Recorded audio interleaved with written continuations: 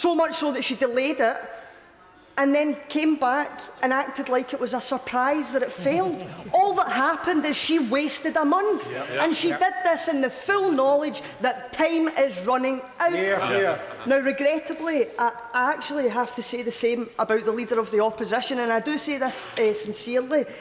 I can't get my head around how the Right Honourable Member has delayed calling for a vote of no confidence. He delayed it in the initial farce. He failed to support the vote of no confidence from SNP and other parties. And I find myself being left asking the same question. What good did it do? Because all that's happened is this lot have had another month in power. And I find myself questioning his logic of I'm waiting for the perfect moment, the opportune moment. Because I think we'll find at the end of this debate that moment has actually passed. Now, I sincerely hope that the Right Honourable Member and Leader of the Opposition will eventually come clean about whether he thinks this should be taken back to the people or not. Because this deadlock evasiveness cannot last. It cannot continue. People deserve better. And to be honest, we all deserve a better opposition. The only thing that I have any confidence in, quite frankly, Mr. Speaker, is the people of Scotland. The wealth of talent, the wealth of intellect, the wealth of compassion that we have to offer the world. And I have no doubt that people in Scotland will be watching this entire farce back home and finding themselves reaching the conclusion that the only thing they can have confidence in is the ability of our country to look after ourselves a damn sight better than this place ever has. And if the government and the Prime Minister is truly meaning that she wants to reach out and cross party support, then a good start would be listening to the will of the second largest nation in this United Kingdom and giving us the respect that we are due. David Ducate. Thank you much, Mr. Speaker. I'm delighted to follow the Honourable Member for Paisley and Renfrewshire South. It's great to see her in her place. And might I say that, Mr. Speaker, you were absolutely right earlier to point out the exuberance on these benches earlier on during the speech by the Right Honourable Member for Rossky and Lochaber. And I'm sure you'll understand the passion and the frustration that we feel sometimes when we hear the Honourable Members and Right Honourable Members opposite talking about the voice of Scotland and Scottish voices. Mr. Speaker, I am proud to be part of a 1,200% increase in Scottish seats represented on this side of the House in the government benches. Let there be no doubt I shall be voting tonight to support the Prime Minister and her government, and I welcome the opportunity to do so. It's clear that a third general election in the space of less than 4 years would not be in the national interest, especially at such a crucial time for the future of our country. And the truth is that an election would not solve anything. It would not give us certainty, it would not change the EU and their negotiating positions, and it would not change the choices before us. It would only be a recipe for delay and division. People across the country can see what is going on here. Politicians on the benches opposite seeking to exploit the issues of historic importance currently facing this country for party political advantage. The people in this country will have none of it. I will have none of it, and this House should have none of it. When I vote tonight, I will be voting as a unionist to support a government that has been resolutely committed to protecting our precious union. This Prime Minister and this government has stood up for the interests of the majority of Scots who voted to keep the United Kingdom together in 2014 and who still do not want another independence referendum. A majority of Scots, by the way, a similar percentage, about 56%, voted for parties committed to Brexit in the 2017 general election. Over the last 19 months, this government has consistently stood up to the grandstanding and grievance-mongering of the SNP and who does not speak for the whole of Scotland, as they would have us believe.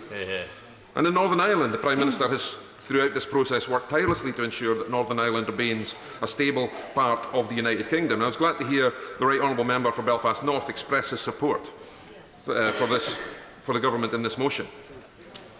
The contrast between the heartfelt and committed unionism of this government and the hopeless pandering of the Labour Party could not be clearer.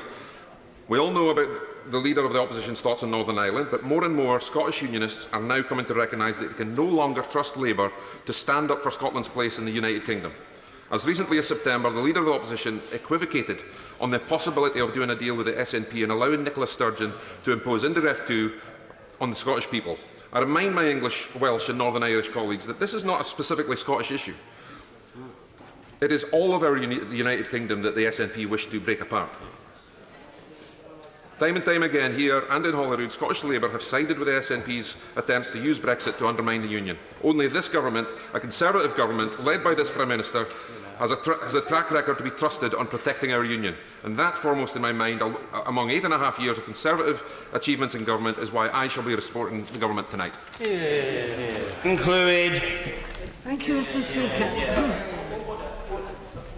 Sorry, just before I do pick the Right Honourable Lady's pardon, I should have announced that the Right Honourable Lady is the last speaker to be subject to the 4-minute limit, and then a 3-minute limit has to be introduced, as I'm seeking to accommodate as many colleagues as I can. And so the Honourable Gentleman from Dudley will be subject to the 3-minute limit. And Clwyd. Mr. Speaker, I'm going to read a letter from a constituent which I had this morning by email, a real person. Dear Anne Clwyd, I am your constituent and I'm deeply concerned at what Brexit uncertainty is already doing to our country. No form of Brexit commands a majority among politicians. There is only one sensible road left to pursue, and that is to take the decision back to the voters and let us decide. Parliament is deadlocked. The government's version of Brexit has failed and been rejected by Parliament. 2 years of uncertainty, divisive argument, and no clear solutions to the country's biggest problems has got us nowhere. Best for Britain's new research, carried out in partnership with Hope Not Hate, proves 60% of people now want the final say on Brexit. Every region now supports letting the people decide. I have included the regional results below. I would appreciate it if you would reply to this message to tell me, do you support giving the people the final say on the Brexit deal with the option to stay in the EU? Please understand the strength of my feeling on this issue. There is no majority in Parliament for any form of Brexit. While Parliament is in deadlock, the country is uniting around a referendum to resolve it. Please give us the final say. And he lists the support for a public vote on Brexit by region and country. East of England, 56%. East Midlands, 56.8%. London, 67.6%. North East, 59.8%. North West, 61.2%. South East, 57.8%. South West, 55.1%. West Midlands, 57.9%. Yorkshire and Humber, 58.9%. Scotland, 67.7%. Wales, 60.30%. Yours sincerely, David Matthews, Kilfynydd, Wales. My answer to him is, I support a referendum and I want to stay in the European Union. Mike Wood. Thank you, Mr. Speaker. This House can have confidence in this government because it's taken this country from the brink of bankruptcy to being a successful and growing economy that's creating prosperity and better opportunities for people in every part of this country. It recognises the hopes, the aspirations of hard-working people, people who work hard and want their children to have better chances than they had. This government's giving children the best possible start in life, doubling free childcare for 3- and 4-year-olds. And next year will be more record spending on early years education. The reforms that were originally made by the current Environment Secretary in the face of hostile opposition are now delivering improved standards in our schools. From a record low of 19th in international comparators for reading under the last Labour government, risen to 8th under this one. I know the opposition don't like the figures for children in good and outstanding schools, but the fact remains that under the last Labour government in 2010, 66% of children taught in good or outstanding schools, now risen to 87%. Yes, that's 87% of a bigger number, of course it is. It's even better. And that's despite the well-recorded increase in difficulty in those inspections. For people... Yes, I've an extra minute. Of course. Thank you so much. I do appreciate it. I know we are short of time. But would you agree that there are more children in good and outstanding schools because there are more children? And do his figures include the poorest children? I hesitate to explain basic mathematics, but 87%. An increase from 66% to 87% of a bigger number is even more of an increase. So, and when people are looking for work, they're now more likely to have a job, with 1,000 new jobs on average for every day since this government came to power in 2010, 4/5 of them full-time. And those jobs are more likely to be paid more thanks to the introduction of the national living wage, increases in the national minimum wage, and at the end of all that, people are allowed to keep more of the money that they work so very hard to earn. Whilst Labour doubles the starting tax rate for the lowest paid workers, it's this government that has taken 5 million low-paid workers out of paying income tax altogether. And for people looking for their first home, house building had absolutely collapsed ahead of 2010 as a result of the recession. But now house building is higher than in 29 out of the last 30 years. This government recognises the aspiration that people have to own their own home. But it also recognises the need for good social and private rented housing as well. So whilst it's the opposition who are dogmatically opposed to letting people buy the houses they live in, this government is supporting first-time buyers, but also lifting the cap on the HRA borrowing to allow for more council-built social housing. And at every stage in life, spending on the NHS will be £20 billion higher at the end of this 5-year period than at the start. That's on top of the 15,000 extra doctors, nearly 13,000 more nurses in our hospitals compared to 2010.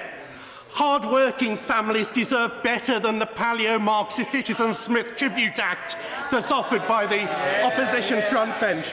For economic security, greater opportunity, sustainable investment in our public services. These and many other reasons. Point of order, George Howarth. If you could help me, is the term pillar considered unparliamentary? I don't think that word was used. I think the word was paleo. I think the word was paleo, if I understood correctly. That is rather unfair that the point of order came when it did, and the Honourable Gentleman should certainly have 10 seconds to finish his speech. Economic security, greater opportunity and sustainable investment in our public services. These and many other reasons are why Dudley South and this House can have confidence in Her Majesty's government this evening. Jonathan Reynolds, paleo. To say I have no confidence in Her Majesty's government, and in doing so, I'm not going to address the domestic record of this government. I wish I had time, because this has been a government of hunger and homelessness, and that's a record that needs revealing. But clearly in 3 minutes, that isn't possible. But what I do want to say is this. The reason the government genuinely deserved to lose this vote today is because there's only one reason for this government's existence. There's only one reason why the Prime Minister is the Prime Minister, and that's Brexit. The job of this government was to deliver Brexit. After the referendum, the majority of MPs accepted the result and wanted to work pragmatically on a deal to secure the best terms of our new relationship. We didn't do so lightly. Don't forget the referendum was only called to try and unsolve some internal problems in the Conservative Party. David Cameron expected another hung parliament. He thought the Liberals would be in coalition with him again and he could drop the idea entirely, and he got it wrong. And as a result, we all got the most divisive politics this country has had in the modern era. We all got the denigration of expertise, of reason, becoming the new normal. All of us saw our friend murdered in that campaign. And yet, despite that, there was no doubt that this House had, and still does have, a cross-party majority for a Brexit deal. But how did the Prime Minister respond to that? Did she reach out across party lines? No. Did she seek to unite Leavers and Remainers? No.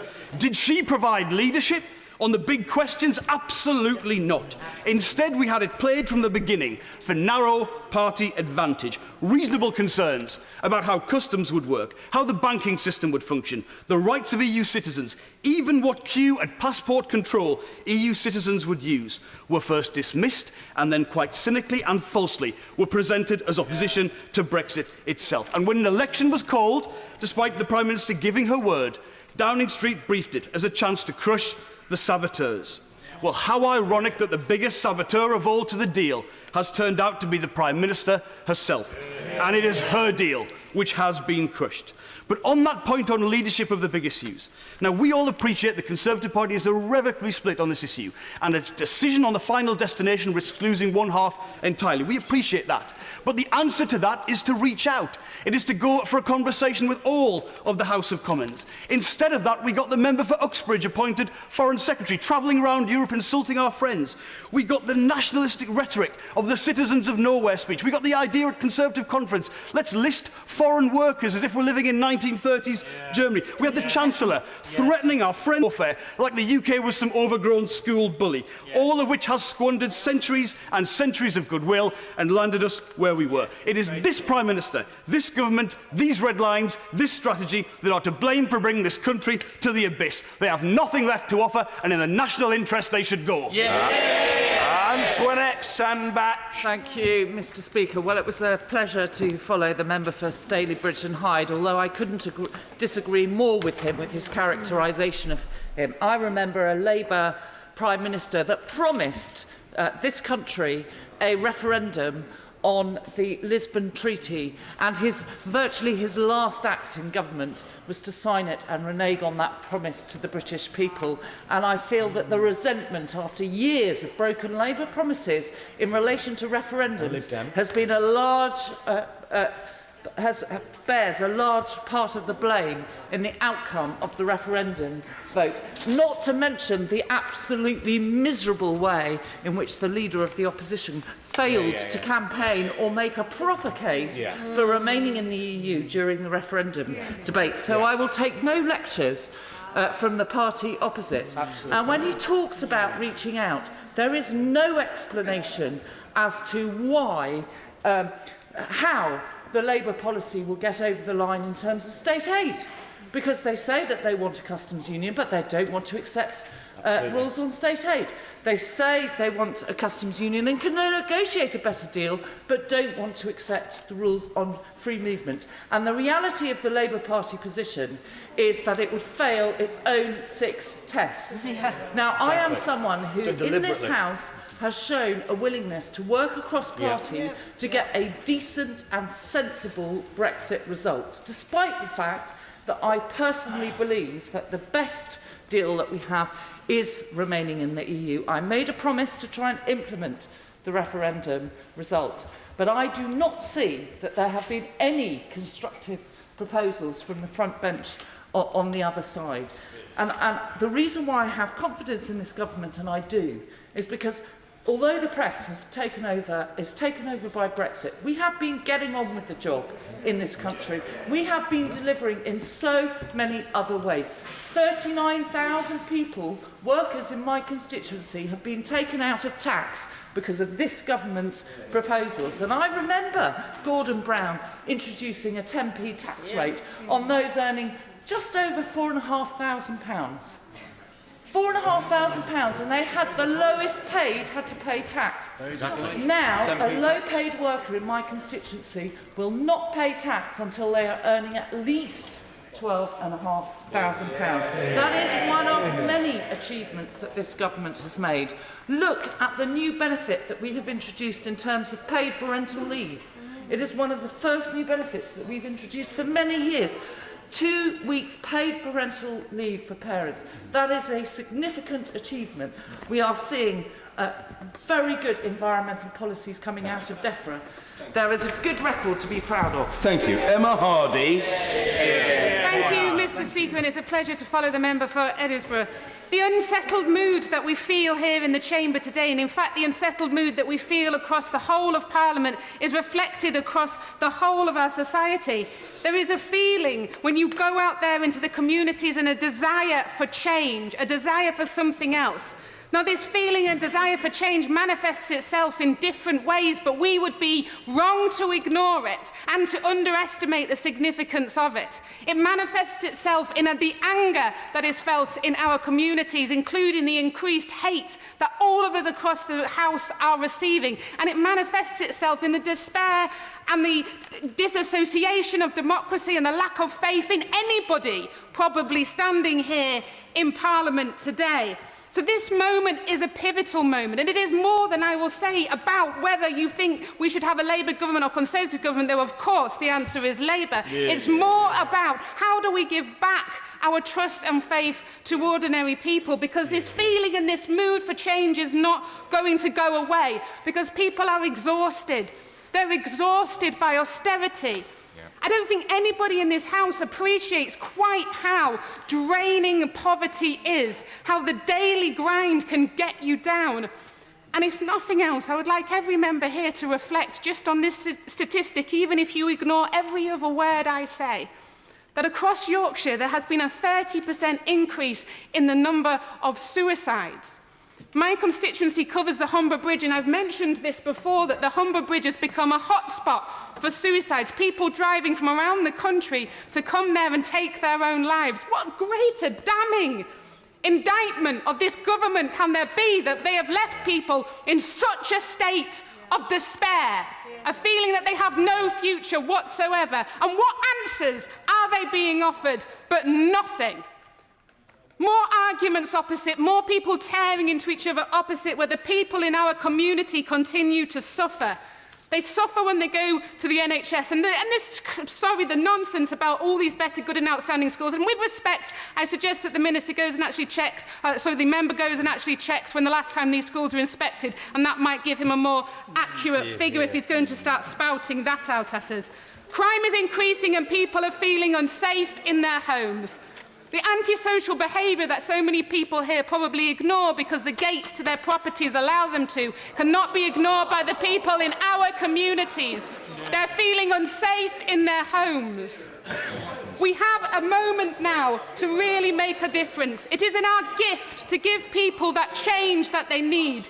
We can channel that change for need into a vision that is positive and a vision for hope, but only if we vote down this government and bring a Labour government that will truly deliver for everybody in our country. Even though I do respect the comments made by the Honourable Lady from Kings upon Hull and Hessel, I'm concerned that she sees everything in a very different light to I. I'm much more optimistic about our future. But I think the motion before us today may seem very simplistic, and yet it raises points that go much, much further. We really are in the midst of a battle for the heart and soul of our country and all those things we hold very dear. The decisions we take in this place today and over the coming weeks will really irreversibly change the course of our history.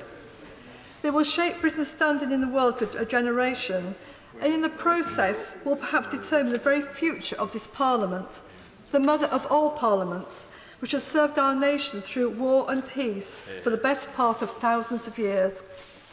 On the central question of Europe, which has led us to this position today, I make the following points. Like the long-time Brexiteers, I am fully committed to ensuring that the UK can end its membership of the European Union on the 29th of March at 11 p.m. as set down in law.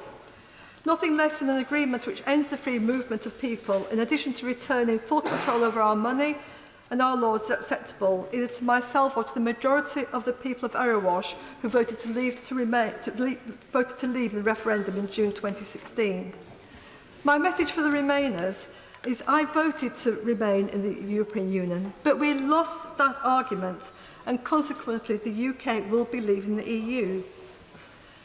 Europe may have brought us to this point, but that does not detract from the fact that the single biggest threat to the safety, security and prosperity of our country is sat on the benches opposite. The choice before us today is very clear. A socialist government who, within hours of being returned to office, would cause a run on the pound. And those aren't my words, they're the words of the Shadow Chancellor. That's true. A socialist government that would drive investment out of Britain through its ideological pursuit of nationalisation. And a socialist government whose own backbenchers advocate the confiscation of council houses bought under the Right to Buy scheme. A socialist government that would make my constituents poorer in every sense of the word. And I can't let that happen to my constituents of Erewash. I cannot countenance such outcomes, and the government has my full support and full confidence today and in the future. Thank you. Geraint Davis. Mr. Speaker, Margaret Thatcher famously quoted Attlee in saying that referenda were the instruments of demagogues and dictators because Hitler used them to adopt supreme power and to basically invade other countries after rearming. So my view for no confidence in the Prime Minister isn't simply because she's doubled the debt, created poverty and social injustice, but basically that she thinks the advisory referendum is an unconditional mandate to Brexit under any costs and any circumstances without consulting with the people on whether this represents their reasonable expectations. The people were offered more money, more trade, control over their laws, control over migration. But in fact, they haven't got any of those things. We'll have to pay £39 billion. There'll be a squeezing of the economy. There'll be less jobs. There'll be less trade. We won't be with Team EU in terms of negotiating with big players like China. Northern Ireland will be an open border for immigration via Dublin. We won't control our immigration. And in any case, if we did, we just switch a cultural neighbour to more distant immigration in any case. There's no evidence that the people of Britain support the deal. It's a betrayal of conservatism because we move away from the most established market in the world and break up the union, a betrayal of socialism because we basically have a smaller cake to divide more equally. It's bad for our economy, our security, our environment and our common values. So it's my view that I have no confidence in the Prime Minister because she has no confidence in the people to make a judgment on the deal she's delivered. If they want it, let's go ahead. But otherwise, unless we don't have that vote, we'll just wait another 2 years in the transition period when we could, in fact, have a vote on this, decide on reflection. It's better for all of us to remain, and we can have 2 years sorting out this country rather than having this situation where we're just talking about Brexit and Britain is burning around us. Yes, there will be some anger if we have a people's vote, but I put this to you, that there will be absolute rage if we don't and Brexit goes forward. People voted to leave. They didn't vote to leave their jobs. And Brexit, which is now being seen warts and all, and we're also seeing the fact that Europe is a much more virtuous place than before. There was a massive defeat last night. Yes, the Prime Minister needs to look cross-party at all the options. If we can't agree any deal, let's put the deal we've got to the people and they can decide whether to continue. In the meantime, I'm calling for a general election, but if we don't get a general election, we should have a people's vote. The Labour Party should stand up for Remain, and when we win that, there should be an election because we'll have a government which was elected on strong, stable Brexit, will be weak, unstable, and Remain, and then we will deliver a Labour government and a better Britain in the future. Burghardt. Obviously, I'm not terribly delighted that we're having a vote of confidence in the Conservative government, but I suppose I might thank the opposition for bringing my party back together today. Because whilst we were heavily divided last night, I can be confident that we are all going to go through the same lobby together and it will be a bonding experience. So thank you very much for doing that for us. It's quite right, of course, that we are having a vote of no confidence. We find ourselves in a peculiar hung parliament in which, as the Leader of the Opposition said, the government suffered a major defeat last night, suffered a defeat on a money bill. It's quite right that the confidence of the House is tested. But we are all quite aware of what is going to happen. The government is going to win this vote this evening, and then we are going to have to move on. And the most interesting question is not about this vote, which is a foregone conclusion. It's about what is going to happen after that. We know what the Prime Minister is going to do. She has offered to reach out and speak to other corners of the Commons and look for some consensus, but what we still don't know is what the opposition is asking for. And the fact that we have been put on the spot for a vote of no confidence when the opposition hasn't said what it would take to the public in the event of a general election is quite frankly shameful. I mean, it reminds me very much of how in 1997 the Labour Party managed to breeze into power without telling the public. Well, yes, they won by a convincing majority, but they didn't tell the public in advance what their policy was on the single European currency. It had to be wrung out of them when they were already in power. So the Labour Party has track record on this. If the Labour Party wants to go to the country, as it does, then it at least should have the courtesy to tell the public what it is going to take into that vote. But let's imagine that it did go through tonight. Let's imagine record debt is what we would have. £1,000 billion of extra debt, £35,000 extra for everyone who lives in this country. That is what the Honourable Lady's Party is offering this country. That is what the Honourable Lady's Party is offering my voters out there and my tax-paying constituents. Very happy to give way and take the time.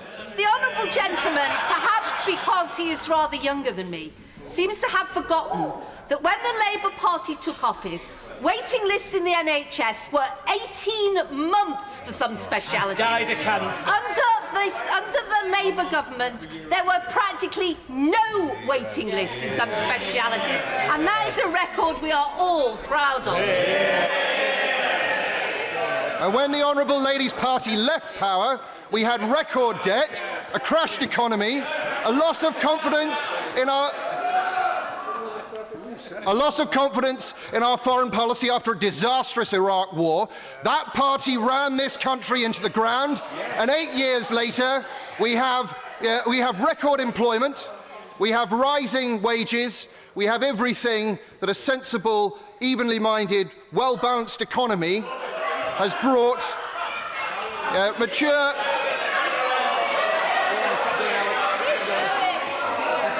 Order. A very unseemly atmosphere, but the Honourable Gentleman is at least still smiling, and that is to be welcomed. Order. Let's hear the Honourable.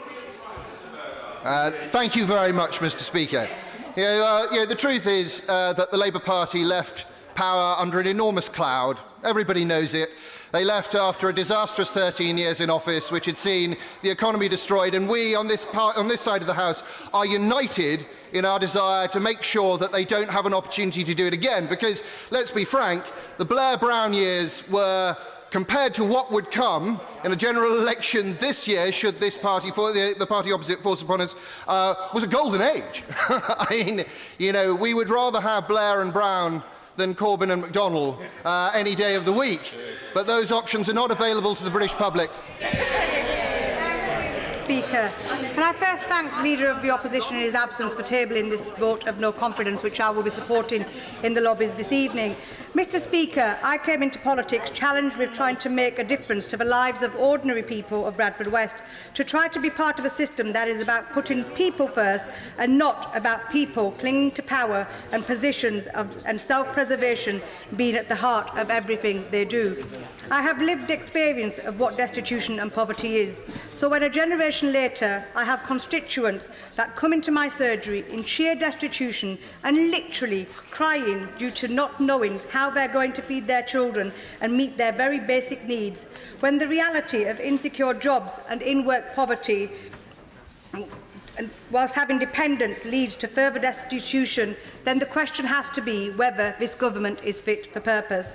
From my short time in this House, Mr. Speaker, I feel the real tragedy for me is that whilst the nail in the coffin for this debate has been yesterday's catastrophic defeat of any government in the history of our democracy, for me and my constituents, Mr. Speaker, the truth is that this government hasn't been fit for purpose for a very long time. This government wasn't fit for purpose when the UN Rapporteur on Extreme Poverty described levels of child poverty in the UK as not just a disgrace, but a social calamity and an economic disaster in the fifth largest economy in the world. This government wasn't fit for purpose when it pursued the policy of rolling out a hostile environment leading to tragedies with the Windrush scandal. This government wasn't fit for purpose when it was found in contempt of this Parliament. This government isn't fit for purpose when it is repeatedly defeated in the courts by single parents and people with disabilities and is forced to go back to the drawing board on its own policies. This government wasn't fit for purpose when it failed again last year to stop the increase in homelessness on the streets of Britain, and even failed to save the life of the poor man that died outside the doors of the Parliament just weeks ago. This government wasn't fit for purpose when those on the benches opposite decided to use food banks for photo ops. This government isn't fit for purpose when programmes like I, Daniel Blake, is many people's reality and no longer a fiction. This government has consistently acted in the interests of the few and not the many, offering tax giveaways to the rich whilst viciously cutting services for the most vulnerable in this country.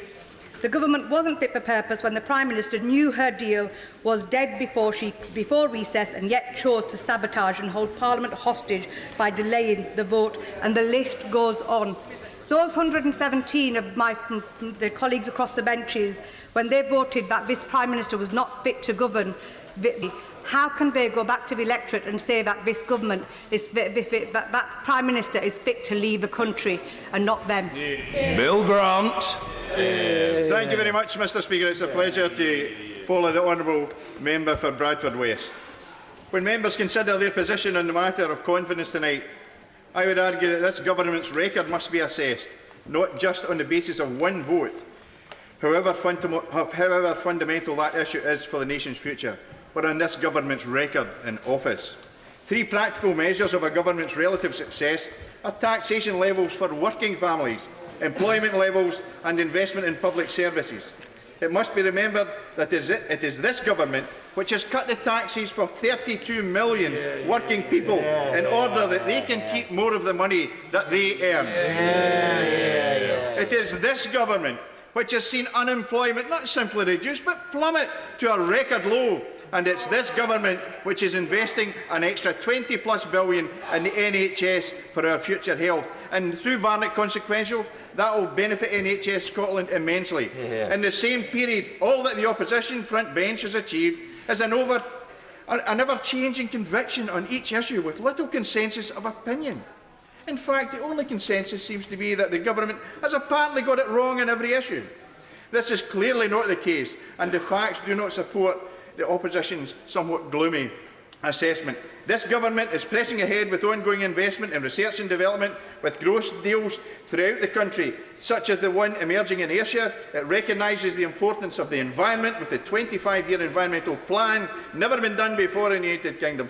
It has secured a stable economy from a very weak and unstable inheritance, and it listens when things need to change, particularly in relation to universal credit.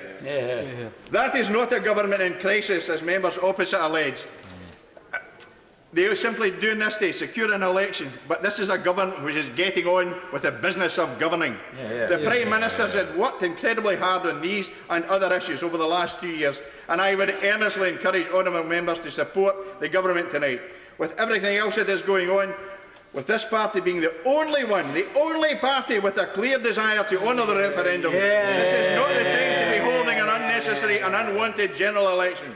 It is time to get on with what we have been asked to do before our constituents lose faith in every parliamentarian in this House. In closing, Mr. Speaker, I have every confidence in Her Majesty's Conservative and Unionist government, and I will be voting for it tonight. Caroline Lucas. Thank you very much, Mr. Speaker. Mr. Speaker, last night's defeat was an extraordinary humiliation for the Prime Minister. And if ever there was a situation to be described as chickens coming home to roost, it was this. For this is a national calamity of the Prime Minister's own making.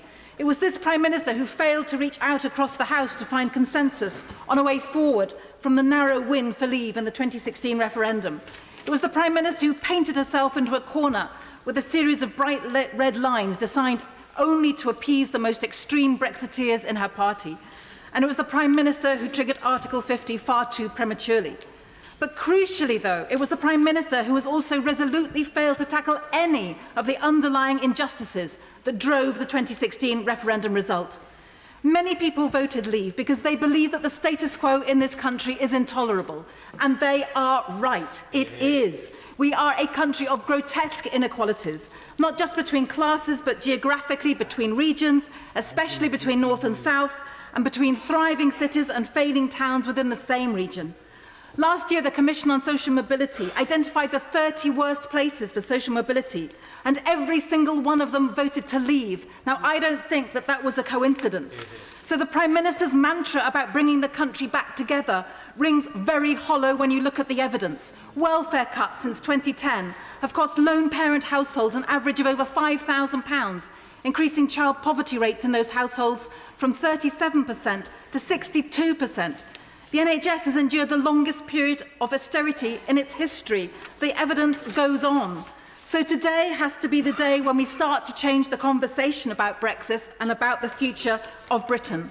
Not by slavishly repeating that Brexit is the will of the people, but by really and genuinely hearing the voices of those who have been economically and politically excluded for decades. The millions of people who rightly chose to give the establishment an almighty kicking in June 2016 deserve their concerns to be addressed and properly resolved. Now, Mr. Speaker, I believe that a people's vote, if it learns the lessons from the failed Remain campaign of 2016, can be the vehicle that we need to have that honest debate in this country. It will be the chance to be able to move on from the divisive and dangerous place that we're in by committing to Project Hope rather than Project Fear. And Mr. Speaker, whoever is in number 10 must be someone who is going to be able to put that issue back to the people. Because a general election that is fought by two of the biggest parties who both have a commitment to Brexit does not take us forward on this issue. So while of course I want to get rid of that toxic government opposite, I also want to make sure that we resolve this most pressing issue and get this question back to the people, because Parliament has shown itself incapable of resolving. It needs to go back to the people. Thank you. Julian Knight. Mr. Speaker, as ever, it is a huge pleasure to follow the Honourable Lady from Brighton Pavilion. Polls. We've heard a lot about polls today. I'll give you a couple. First of all, 52-48. We all know those numbers. And I believe it is intrinsic, it is absolutely beholden on this House to respect that referendum result. The other poll is 34%. That is the current Labour Party polling. Quite incredibly, at this particular time, 34%. And the reasons for that were encapsulated, I think, Mr. Speaker, by the Honourable Member for Barrow and Furness, who said quite simply that the Shadow Chancellor and the Leader of the Opposition are unfit for high office.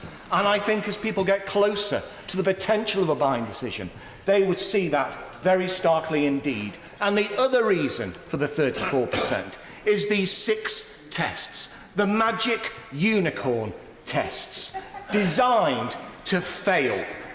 And the public aren't foolish. They aren't going to be hoodwinked by this. They know intrinsically that this is sophistry of the very most politically contemptible sort.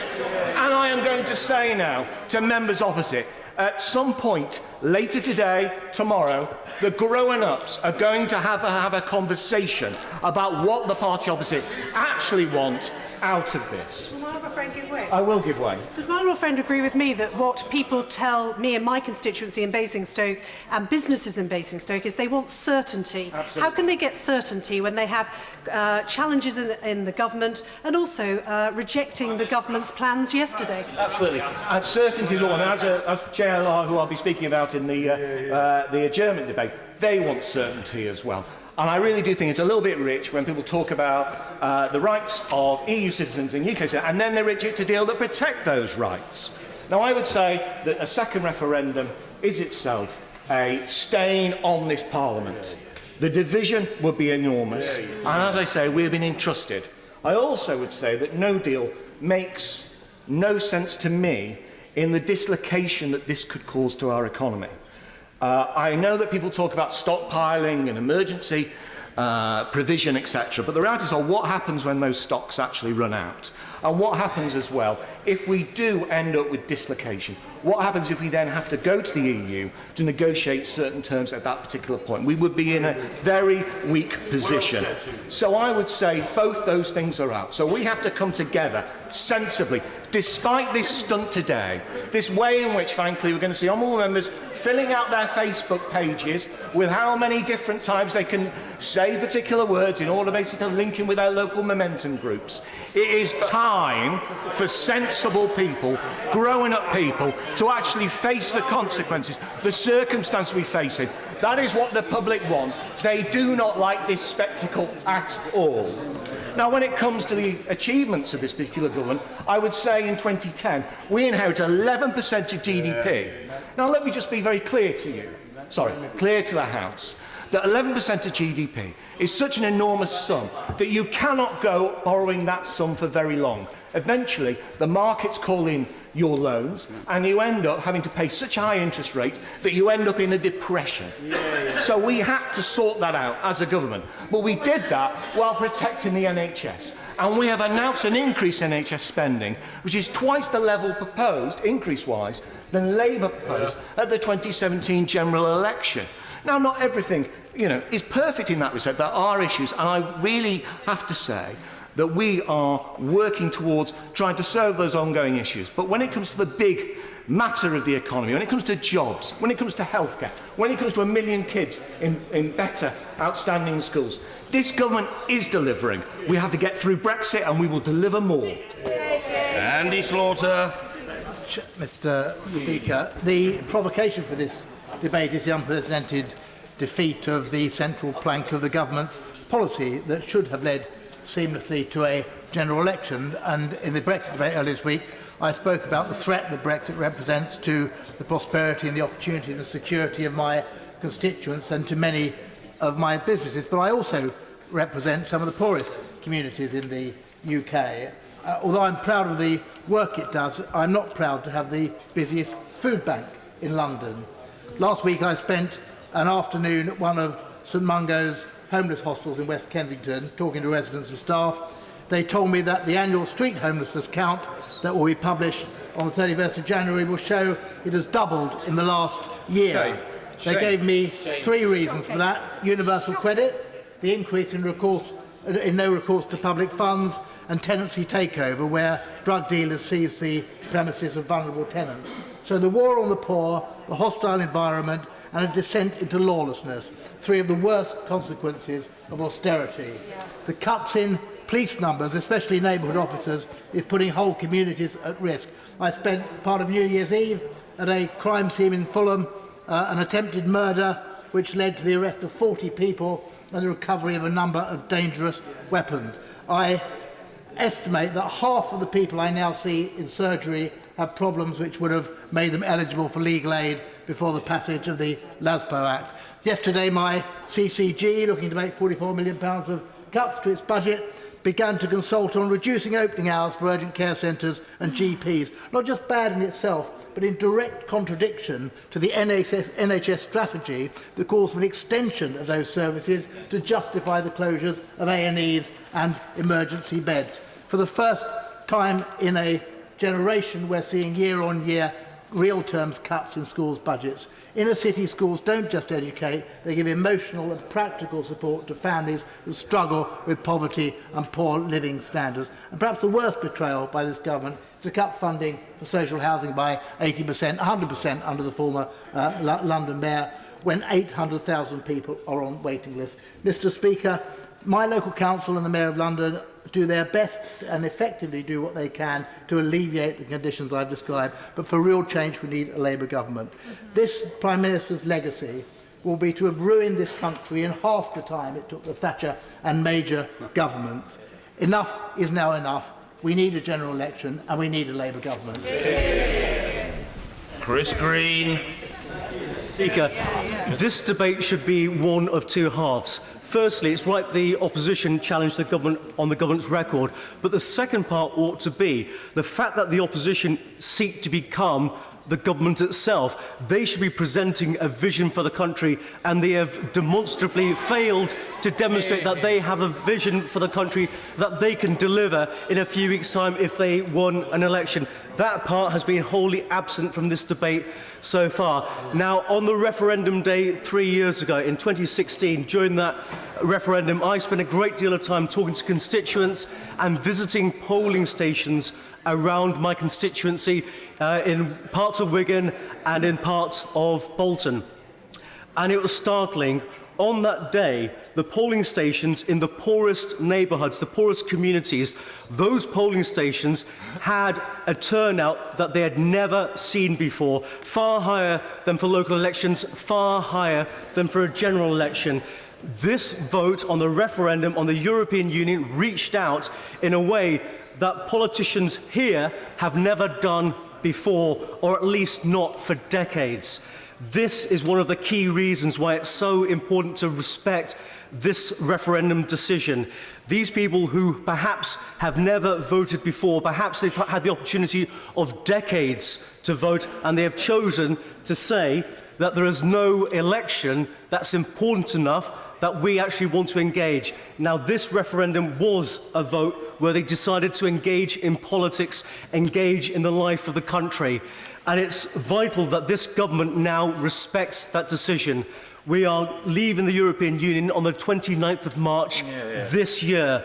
If this decision is delayed by suspending Article 50 or even cancelling Article 50, that will be a sign to the electorate, all voters, whether leave or remain, that their decision is being disrespected. And worse still, if there's a second referendum to dismiss the first referendum, it'll be a sign from this place, your vote was wrong. Get it right the second time. That is repugnant. That will be so damaging to our democracy. I urge the government, focus on delivering Brexit, focus on delivering on the 29th of March, use the opportunity, use the days we have left to get the best deal from the European Union, but on the 29th, we must leave. Sir Edward Davey. I'll be voting for this motion tonight, not just because of the failure of the government on Brexit, because of their failure on so many issues, rising crime, the railways, the social care disaster, the schools budget and so on. I think the speech earlier in this debate from the honourable member from Warrington North actually encapsulated the best.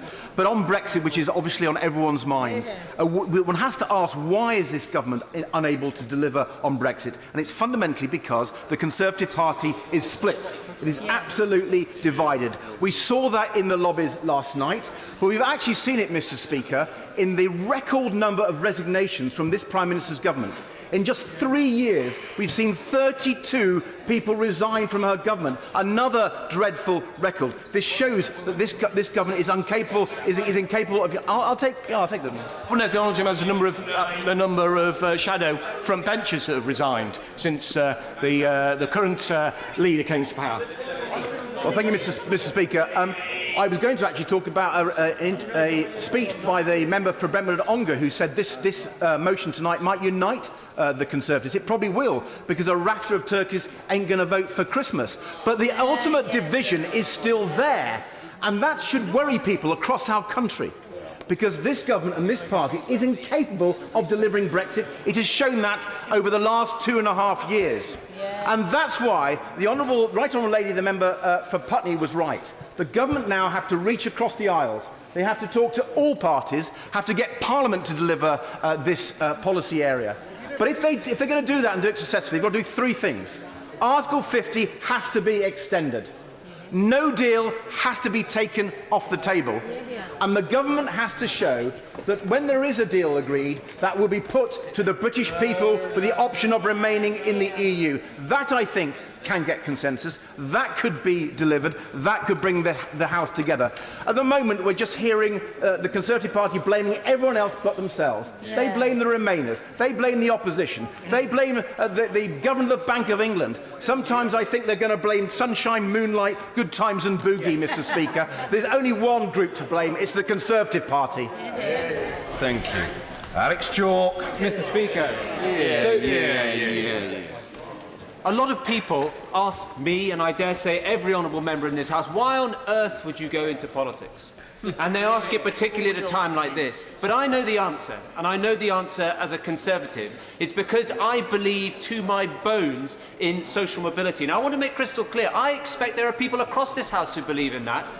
But the issue that divides us is how you come up with solutions, how you go about achieving it, how you unlock potential and seek out the treasure that's in the heart of every man and woman.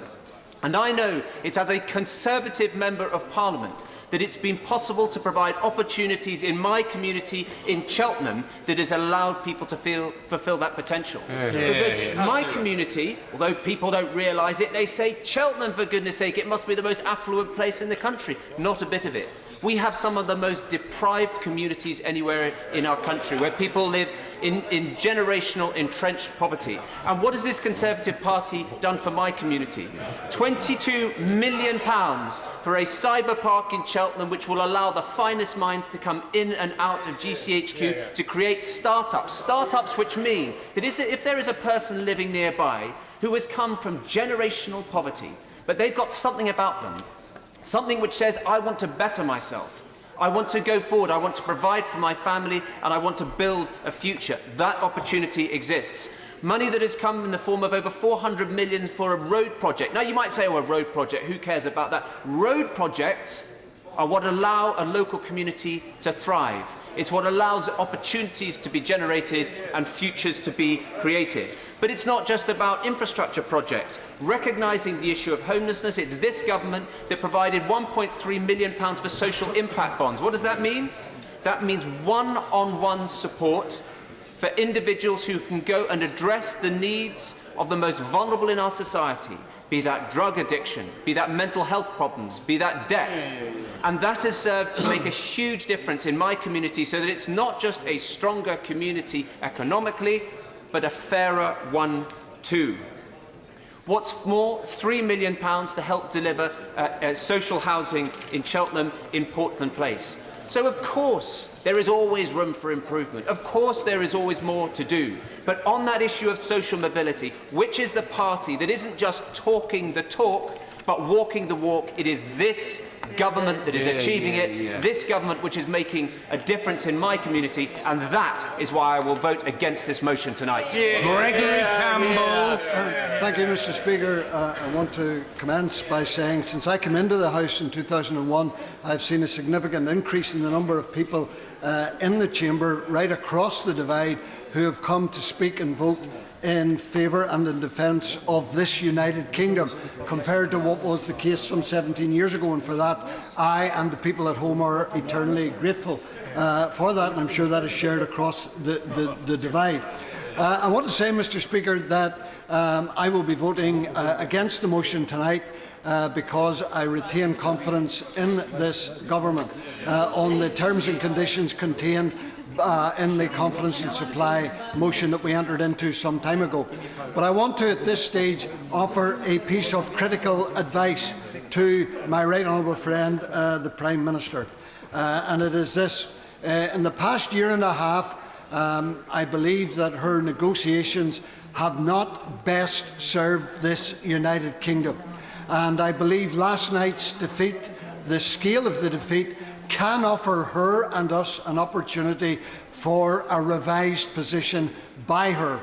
And I believe that that should be a condition that she goes back to the EU and makes it very, very clear, just as she hasn't done up to now, that whenever they say a deal is only doable if it contains the backstop that we have arranged and agreed with you, that she goes back to them and says, agree is doable, an agreement is doable, but not on the terms and conditions of that backstop, because that backstop creates a division, a cleavage, a divorce within our United Kingdom, and we are not prepared to enter into any agreement that is based on that backstop. And it is only when she gets to that stage that we get Mr. Juncker last night, as he said, after he realised the scale of the defeat, after the possibility of what may emerge beyond last night's defeat could emerge in subsequent weeks, when he made the statement, which I think has not been commented upon,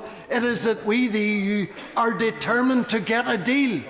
He wasn't saying that 6 months ago. He wasn't saying that 6 weeks ago. But he is saying it now. And the reason he's saying it now is because the appearance of no deal on the horizon has now suddenly galvanised the EU nation states, and our Prime Minister has got to take advantage of that now and has got to say to the EU, we are prepared to get a deal, but we are prepared to get a good deal and a reasonable deal. Not a one-way deal like the deal that fell last night, but a deal that delivers both for the UK and for the EU. It is on that basis that I will be voting against the motion tonight, Mr. Speaker. Thank you. Rebecca Powell. And I rise to speak because I believe that this government is the right government to carry on with its serious work that it has begun, not just on Brexit, but on so many other important issues affecting our daily lives.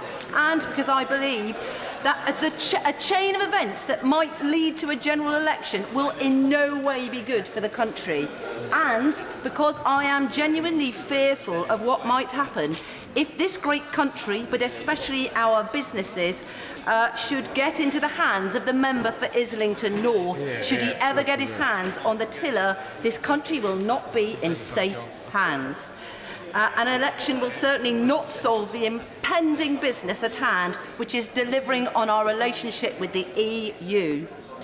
So, I believe that this government is the best government to deliver for us, not just nationally, but also locally. That's what's really important to me as the MP for Taunton Deane. And in my constituency, since the Conservatives have been in power, we have delivered more than any other government. There are more people in work than ever before in Taunton Deane, more SMEs setting up. There is more funding coming our way thanks to a strong economy. That's why my calls for 79 million for the new theatres in the hospital were agreed to and accepted, and that's why we got an additional 11 million for more health services locally. We've had more funding for infrastructure, 28 million. We are upgrading the A358, we are upgrading the Toneway, we are upgrading the motorway junction. We've got 7 million to enable a road through Staple Grove where more housing is being built. We are building more housing than ever before in Taunton Deane, Mr. Speaker, and that's because of this strong economy. There is a great deal going on, and more children in Taunton Deane are getting a better education than ever before, and we're building a new special school. All of these things are only possible with a strong economy and with an understanding of what business needs. We've cut the Labour's astonishing deficit by 4/5, which has restored the public finances. Finally, I want to touch on the environment, and it won't surprise people. This government has an unparalleled record on working for the environment, and we must continue with our great work, which is another good reason why we need to leave the EU. I am backing the Prime Minister. She will come up with a deal. We must do it with compromise. We must work as a team on these benches. We must listen to the other side, but we must pull off Brexit. And I'm confident that this government, with its track record on the economy and all of the other things it's delivered, including on the environment, is the right government to do, and to do it successfully and to do it fairly, so that we leave future generations able to carry on the good work we've set in place and to live in a fair and wonderful economy and take this great nation into the future. Thank you, Mr. Speaker. The famous phrase is that a fish rots from the head down.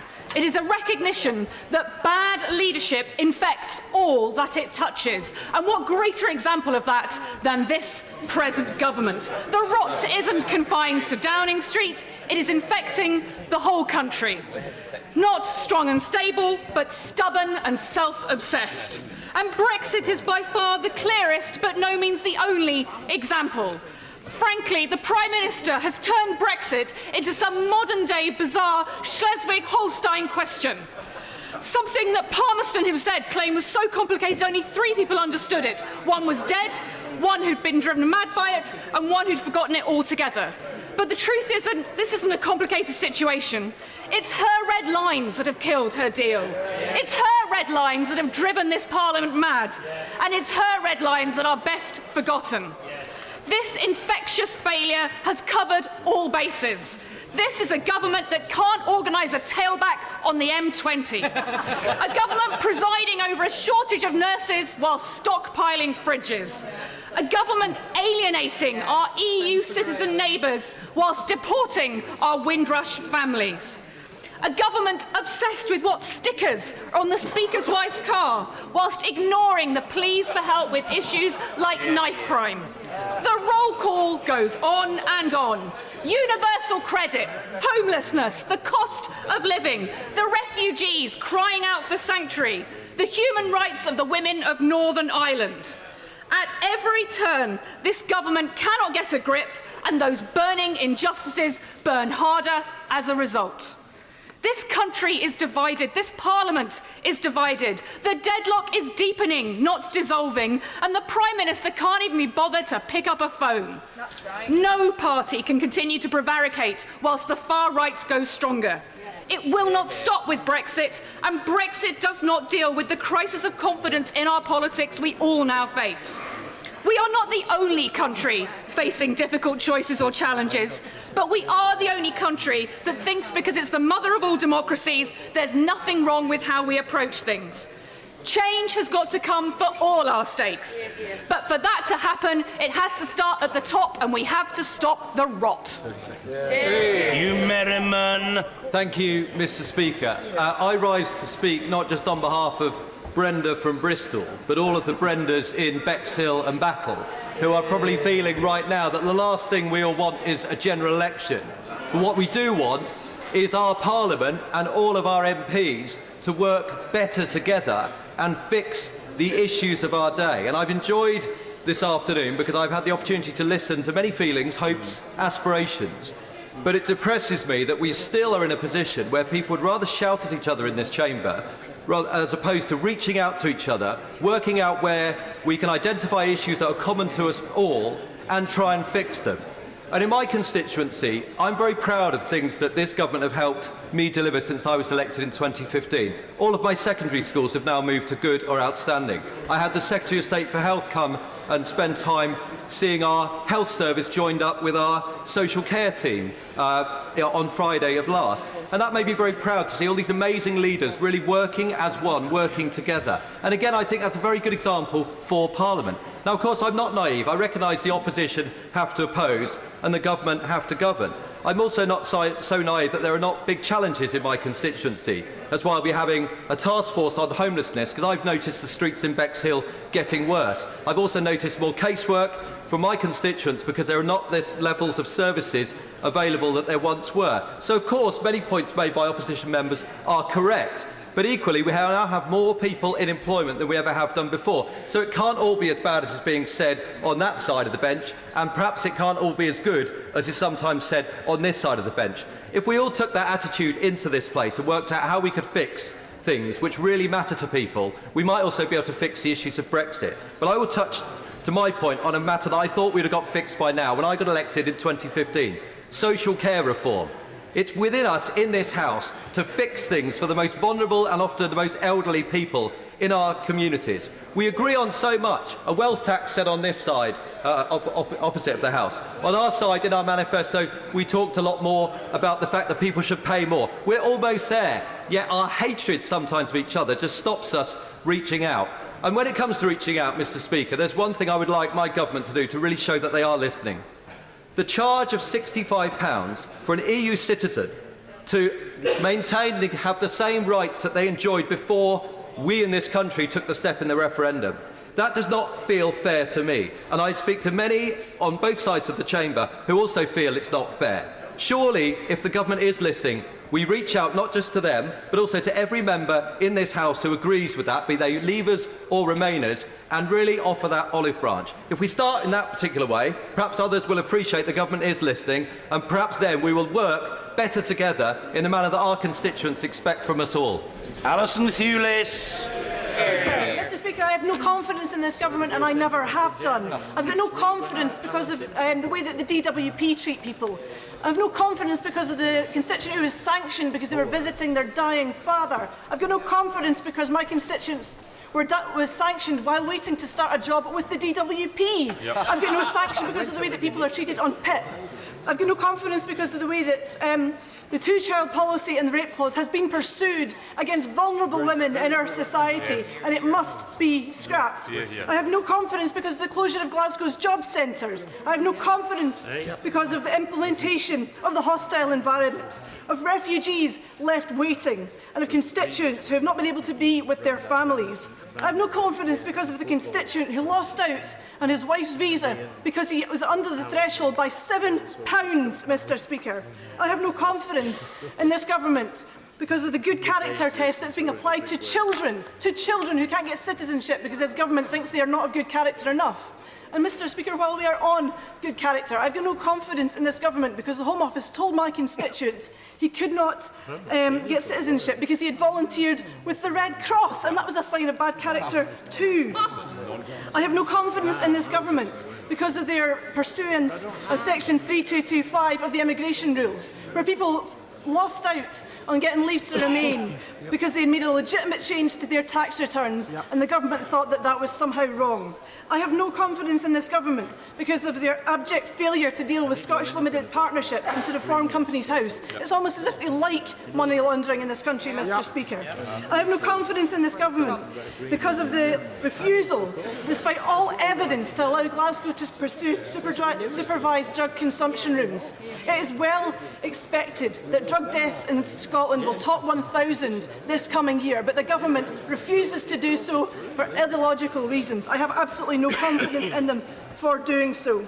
I have no confidence in this government because they fail to realise that young people deserve a fair day's pay for a fair day's work. The under-25s are not worth the same when they go out to work, and that this pretendy living wage fails to give people the dignity and work that they deserve. I have no confidence in this government because of their failure to tackle the real present danger that Brexit will cause to all of our constituents. That they put their head in their sand, that they refuse to accept the single market and the customs union as the best way forward.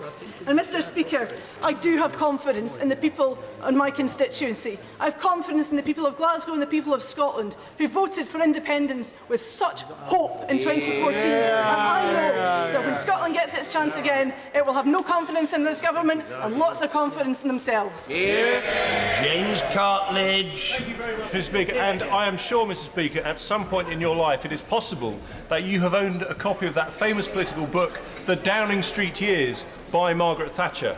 And if so, given your memory, you may well recall the opening sentence of that book. The very first words read, "Ayes 311, noes 310. The result of the no confidence vote in 1979, which brought Margaret Thatcher to power." And I say to my colleagues tonight, how would you feel if in a few years from now, browsing in the bookstore was a copy of The Downing Street Years by the Leader of the Opposition, and the opening sentence was a narrow defeat in a vote of confidence which led to a new era in British politics? Because we all know that it wouldn't be like the new era that the previous one I referred to brought in. 1979, it ushered in an era when free enterprise became back in the heart of British politics. We went through the difficult period of adjustment of our economy that culminated in the end of socialism and the fall of the Berlin Wall, the greatest victory in the history of modern conservatism. Instead, we would bring in a different era. All of that would be turned back. A return to nationalisation, command and control, the idea that the state knows best. Confiscatory tax rates, not education, but regulation.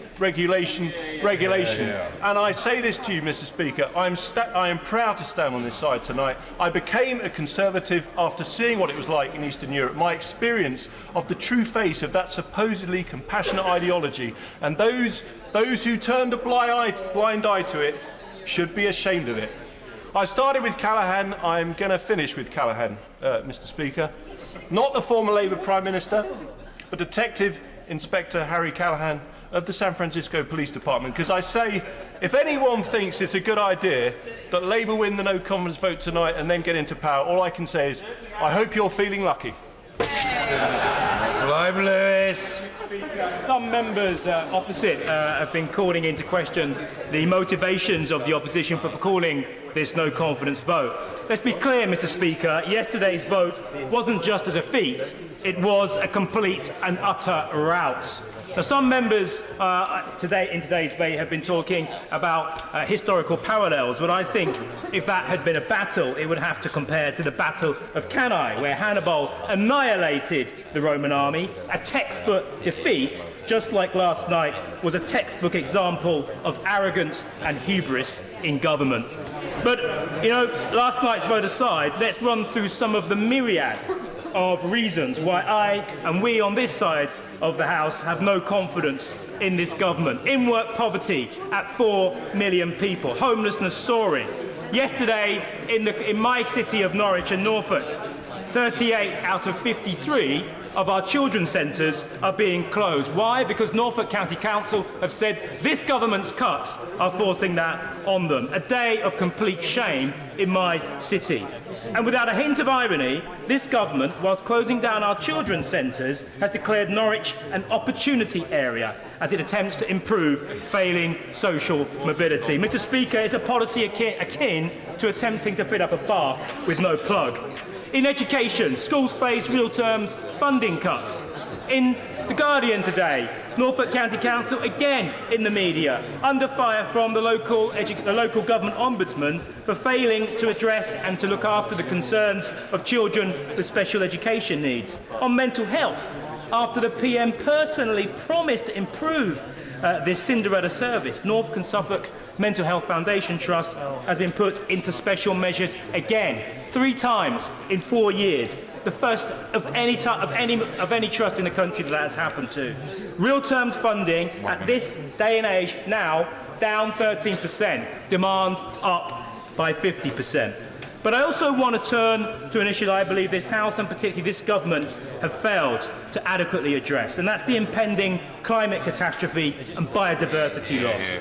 This, above all else, given the timescales that we are talking, is basically a calamity waiting to happen that this government is comprehensively failing on. Time after time, we hear the greenwash from the benches opposite that they are going to do what it takes to do on the environment. They slash soda subsidies, 9,000 job losses.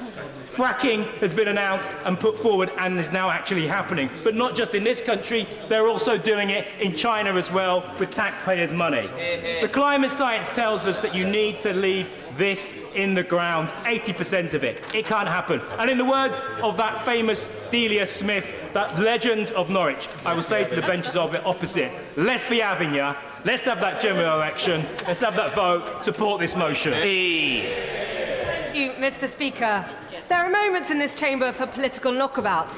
There are moments in this chamber for consensus. And there are moments in this chamber for constructive debate. And I am very, very disappointed that at this point in time, when we have such an important, momentous decision to make about how we take forwards our exit from the European Union, we are having this debate today. But I appreciate that yesterday's vote is the reason why it's been called. But what would make this maybe slightly better would be if it wasn't the fact the Leader of the Opposition hasn't just called this debate now, but all he said for weeks and weeks and months, whenever he's been asked his position on Brexit, he's been unable to give a clear answer. All he's been able to do is say he wants a general election. And he continues. I sincerely hope that after this evening, when I believe he will lose this vote, he will move on and start giving some clarity on his position on Brexit. But it is simply not fair to the country that the opposition cannot put together their own position. At this point in time, when I recognise that here in Parliament we need to come together and solve how we leave the European Union.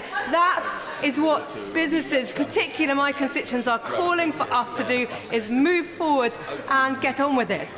But also what I hear from businesses more often than not is not that their concern is so much about the uncertainty of Brexit, it's what would happen if the Leader of the Opposition were to become Prime Minister, and if his party and his hard left version of Labour were to take charge of our economy and our country, because that would be the worst possible thing for our country. I would have no confidence on behalf of my constituents of what he and his government would do for our economy, our security, or even for our public services. He may claim to be a champion of our public services. Not only would they be completely unsustainable, unfundable under his economic model, but also have no confidence that he'd be able to improve their performance as we have in government, whether it's in schools, where children are now learning to read, which is the fundamentals for them having a better opportunity in life, whether it's in the National Health Service, where, as we heard last week, we now have a long-term plan for a sustainable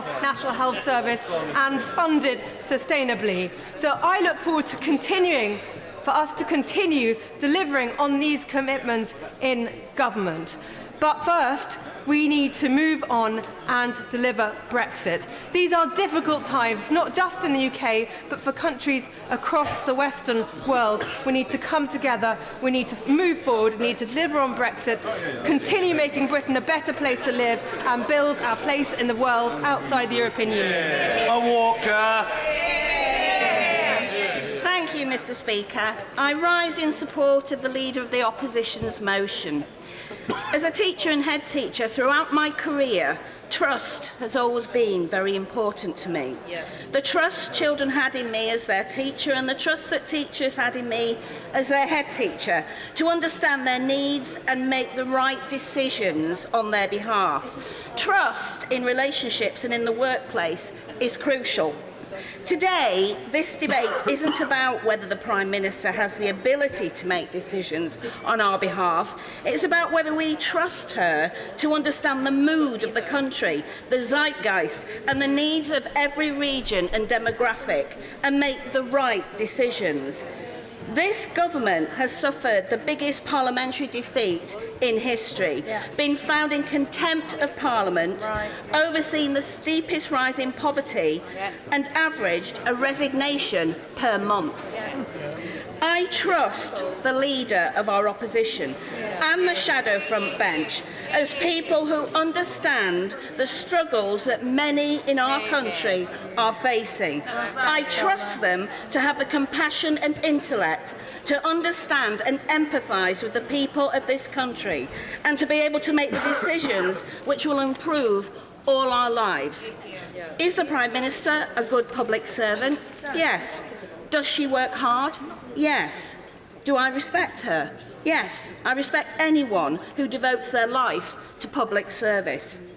But is the Prime Minister a diplomat? Does she show warmth and empathy? Is she able to negotiate with the other 27 countries in the EU in our interests? Clearly not. I don't trust our Prime Minister to represent our country and to negotiate a deal which is in the best interest of the people of Combe Valley, my constituents, or our country. For me, this is not just about whether we are in the EU or not. It's about the kind of society I want my granddaughter to live in. Absolutely. Just before Christmas, my 5-year-old granddaughter came into Parliament for the first time and she loved it. Fast forward 30 years when she's a grown woman. Do I want her to inherit the world determined by this government? No, I don't. I wonder how she will judge this government's handling of Brexit when she's a grown woman. I see it as a full-blown display of incompetence focused purely on party interests and failing to take strong action to protect jobs and the economy, workers' rights and environmental protections and national security. I don't trust this government with my constituents' future, my granddaughter's future or our country's future. I have therefore no confidence in this government. I do trust a person like the opposition leader to understand diplomacy. Thank you. Jack Brereton. Speaker, when I was elected, my constituents in Stoke-on-Trent South were quite clear.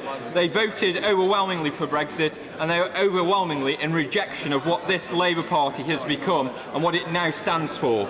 The Momentum-led Labour Party does not represent predominantly working-class communities like mine in the Midlands and the North. Years of Labour has done nothing to improve my city in Stoke-on-Trent, quite the reverse, decimating our local industries with our local communities taking the brunt and being left behind.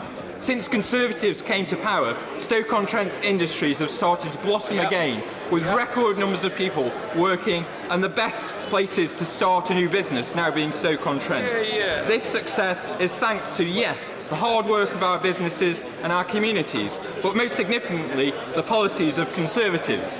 We have seen a government that has transformed our economy from the ruins of Labour's crash to one of the most successful developed economies. By supporting local businesses to grow, invest and take on more people, we have seen over 3.4 million more people in work, with unemployment at a record low, measures to keep taxes low and introducing a national living wage.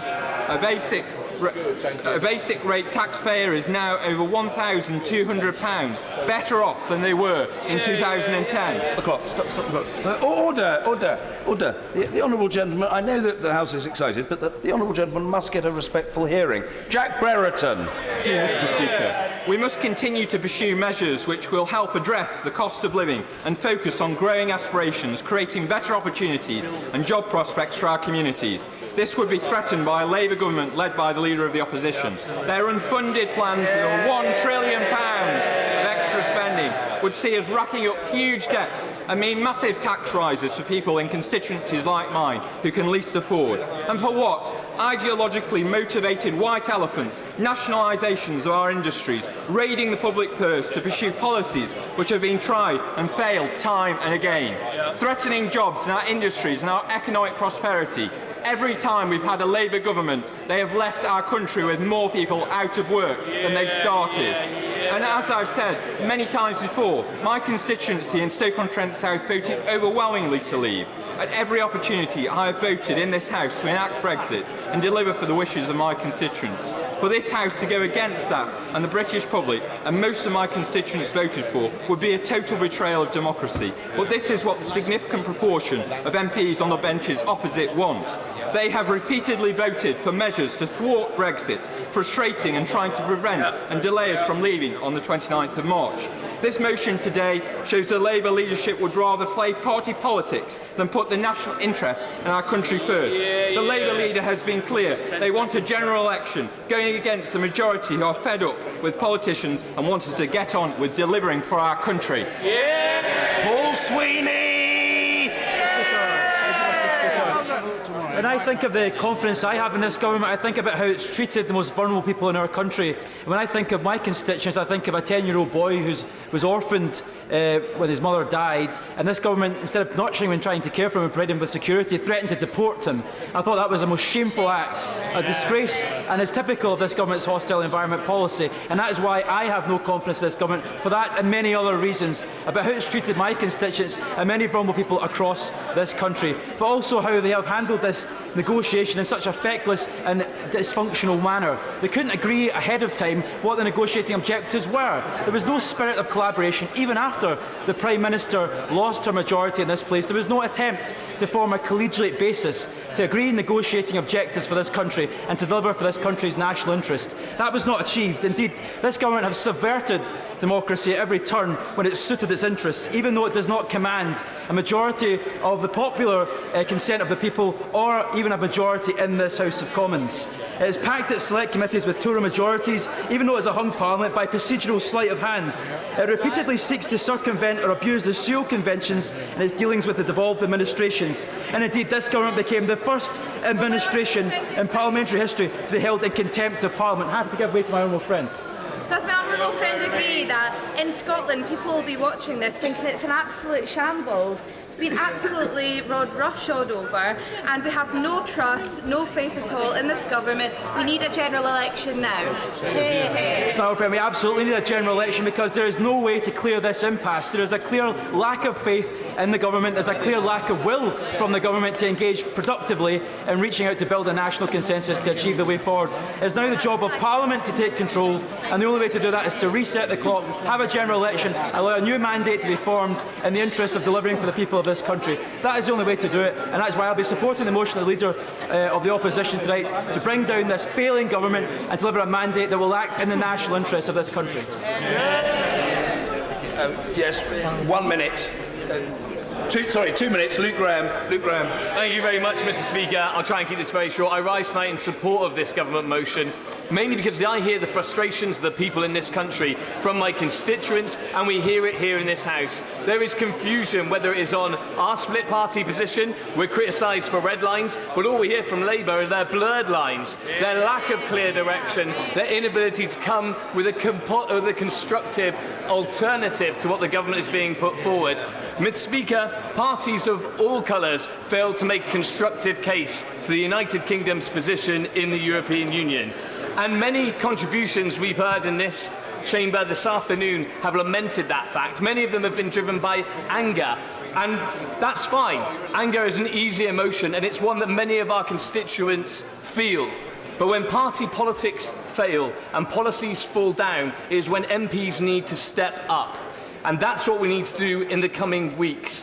What's come from the defeat last night is a clear determination from my right honourable friend, the Prime Minister, to reach out across this chamber, to come back with different proposals, to listen to people from across the political spectrum, and not those who stand up in this chamber and say they work in the national interest, but they only work in the nationalist interest, but actually those MPs who are here to genuinely serve their constituents and protect and preserve our United Kingdom. Mr. Speaker, it is incredibly easy to criticise, but we cannot abdicate our responsibilities as members of Parliament for what we were elected to do.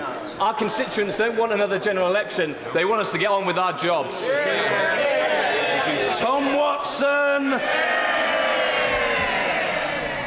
Mr. Speaker, this has been a very passionately argued debate with over, as my count, 59 members giving speeches where they were not holding back. And the scene was set by the Honourable Member for Christchurch, who said at the start that the Prime Minister must accept the verdict of the House last night. And the necessity for that was underpinned by my right honourable friend, the Member for Knowsley, who highlighted the fact that she is a Prime Minister with no majority and no authority, which is perhaps why the Honourable Member for Ross, Skye and Lochaber talked about the PM's record level of a lack of humility, and the Right Honourable Member for Twickenham, in what I thought was a thoughtful speech, spoke of the government's arrogant approach to these negotiations. Why is that so important?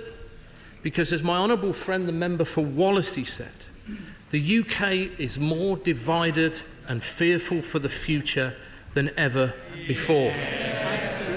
Now, we have had some comic moments in this debate. I was particularly amused by the Honourable Member for Mid-Norfolk's contribution, his Life of Brian speech, which is an homage to one of the greatest satirical farces in British film history, very appropriate for the times we are in. And the Honourable Member for Brentford and Ongar talked about the Conservative Party rebonding in the long lobbies tonight. Now, I can't fail to note the passionate and sometimes breathless critiques of the last 9 years of austerity economics by colleagues on my side of the House, particularly the members for Gedling, Ilford North, Warrington North, Hull West and Hessel.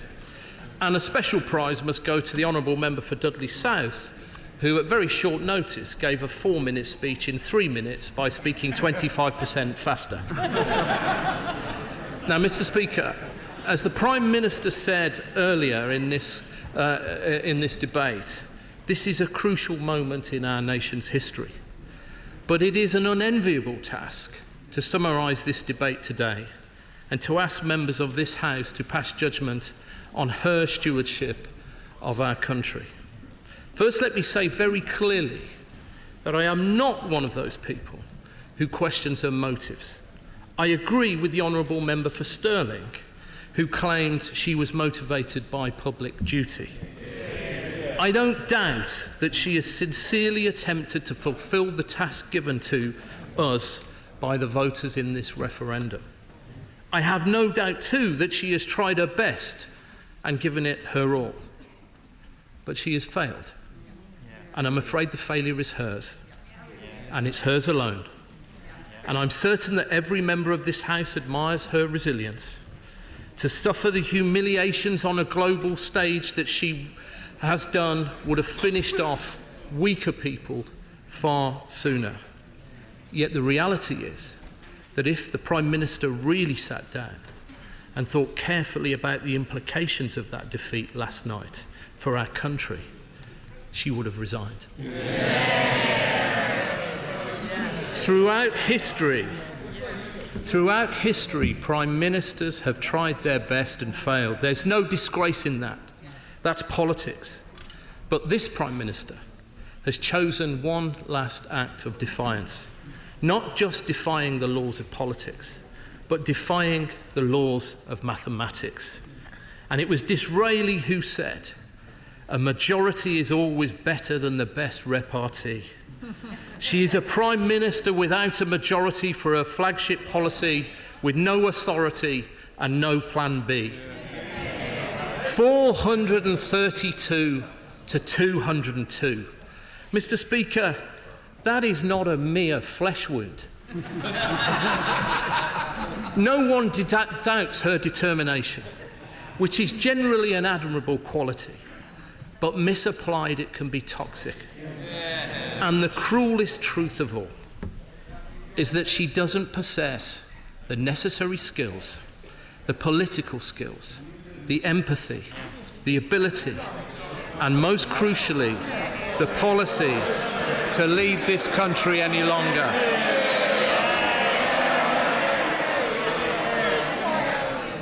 Now, I know there are many good people in the government. They will be examining their consciences as the clock runs down on these Brexit negotiations. Because she has refused to resign, we now face a choice between a general election to sort out this mess or continued paralysis under her leadership. But now the ante has been raised. The government has been defeated on a Brexit plan that has been its sole reason for existing for the past 2.5 years. It has not just been defeated on the most crucial issue facing our country, it has suffered the worst defeat of any British government in history. And the clock is ticking. MPs have shown that they're ready to take back control over what has been, from start to finish, a failed Brexit process. But the question facing the House tonight is whether it is worth giving this failed Prime Minister another chance to go back pleading to Brussels, another opportunity to humiliate the United Kingdom, another few weeks to waste precious time. Our answer tonight must be a resounding no. And let me remind you why. It was this Prime Minister who chose to lay down red lines that never commanded the support of Parliament. It was this Prime Minister who refused to guarantee the rights of EU nationals who've made their lives and their homes in this country. It was this Prime Minister who time and again tried to shut Parliament out, refusing to give us a meaningful vote, refusing to release the legal advice to the deal. She's treated this place and its members on all sides with utter disdain. Mr. Speaker, it was the member for Gainsborough who said the road to tyranny is paved with executives ignoring Parliament. Yet that is what she has done. And so Parliament is having to assert its rightful authority. And at every turn, she has chosen division over unity. She's not tried to bring the 17 million people that voted Leave and the 16 million people that voted Remain together. She should have tried to assure those who voted Remain. Instead, she chose to placate the most extreme of her colleagues on the Leave side of the debate. That has left the nation more divided than it was in June 2016. Out on the streets, in homes, in schools, in hospitals, people are struggling and take no hope and no strength from this ailing government. What happened to those burning injustices she said it was her mission to fight when she came into office? Racism, classism, homelessness, insecure jobs. They've all grown and burned brighter than ever before. And for so much of this, she is responsible. If the House declares its no confidence in the government tonight, it will open the possibility of a general election and a decisive change in direction for our country on Brexit a decisive change in direction for workers, for young people and for our vital services. Mr. Speaker, the Right Honourable Lady will forever be known as the nothing has changed Prime Minister. But something must change. So our only choice left is to change her and her government in a general election. We know she's worked hard, but the truth is she's too set in her ways, too aloof to lead. She lacks the imagination and agility to bring people with her. She lacks the authority on the world stage to negotiate this deal. Ultimately, she has failed. It's not through lack of effort. It's not through lack of dedication. And I think the country recognises that effort. In fact, the country feels genuinely sorry for the Prime Minister. I feel sorry for the Prime Minister. But she cannot confuse pity for political legitimacy, sympathy for sustainable support. The evidence is clear, and I know that out of loyalty to party, members opposite will want to support the Prime Minister in the vote this evening. But everyone in this chamber, no matter which lobby they go through tonight, know in their hearts that this Prime Minister is not capable of getting a deal through. The members on the opposite benches know it. They know, we know that they know it. The country knows it, which is why we must act. That is why we need something new. That is why we need a general election. I commend this motion to the House.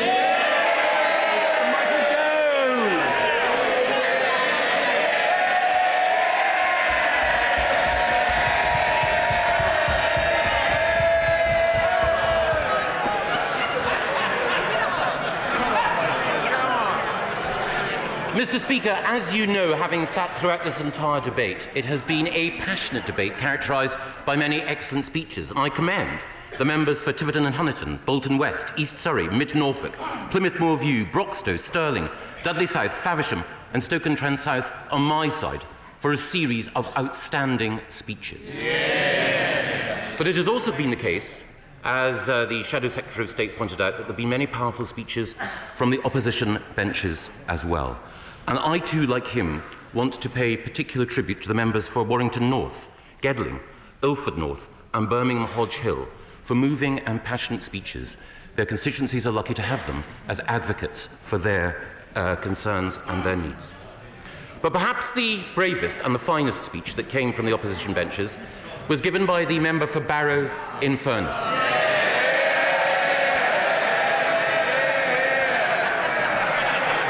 It takes courage.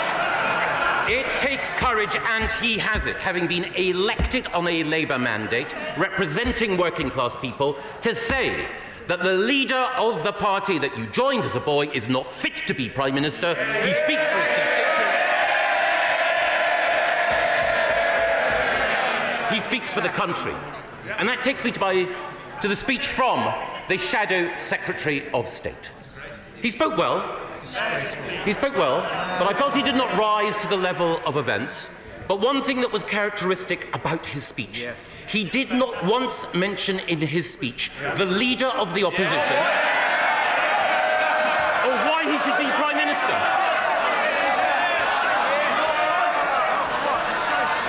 Now, he doesn't want him to be Prime Minister. I have a lot of time for the honourable member. We have several things in common. He's lost weight recently. We've both lost weight recently, I should say. Him much more so. We're both friends of Israel. Him much more so. And we both recognise that the member for Islington North is about the worst possible person to lead the Labour Party. Him much more so. Now, as well as great speeches from the backbenches, we also had some interesting speeches from the front benches. We had a speech of over 20 minutes from my great friend, the leader of the Scottish National Party in this place. But again, in those 20 minutes, he did not once mention the common fisheries policy. I think everyone in Scotland who recognises the potential to free ourselves from the common fisheries policy which Brexit provides will note that in 20 minutes of precious parliamentary time, the SNP didn't mention them, aren't interested in them, and as far as the fishing people of Scotland are concerned, the SNP have literally nothing to say.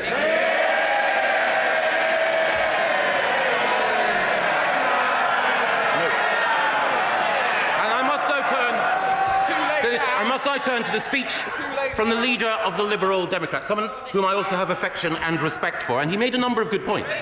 But he also said that he regretted the referendum. This from the party that was the first in this House to say that we should have a referendum on EU membership. And because he doesn't like the result of the last referendum, he now wants another referendum. The Liberal Democrat policy on referendums is not the policy of Gladstone or Lloyd George, it's the policy of Vicky Pollard. No, but yeah, but no, but yeah.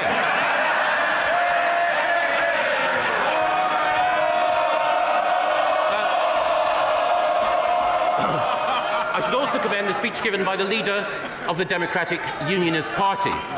He explained that he had been inundated with text messages today from people who were saying, please, please, please, people in this House, please, please, please back the government tonight. And some of those text messages had even come from Conservatives. And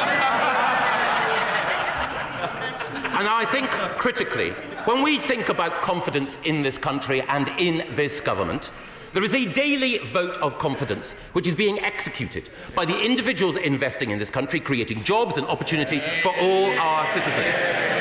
Under this government, this country remains the most successful country for foreign direct investment of any country in Europe, with more than £1.3 billion being invested in the last year. That is why Forbes magazine says that this country is the best destination for new jobs in the world. It's why the independent organisation JLL say the best place for the future of services in the world is here in the United Kingdom. It is why, once again, London has been recorded by independent inspectors as the best place in the world for tech investment. And we see that when Spanish rail firms like Talgo shortlist 6 destinations for investment for new rolling stock, all 6 in the United Kingdom. When Boeing opened a new factory in Sheffield to create jobs for British workers.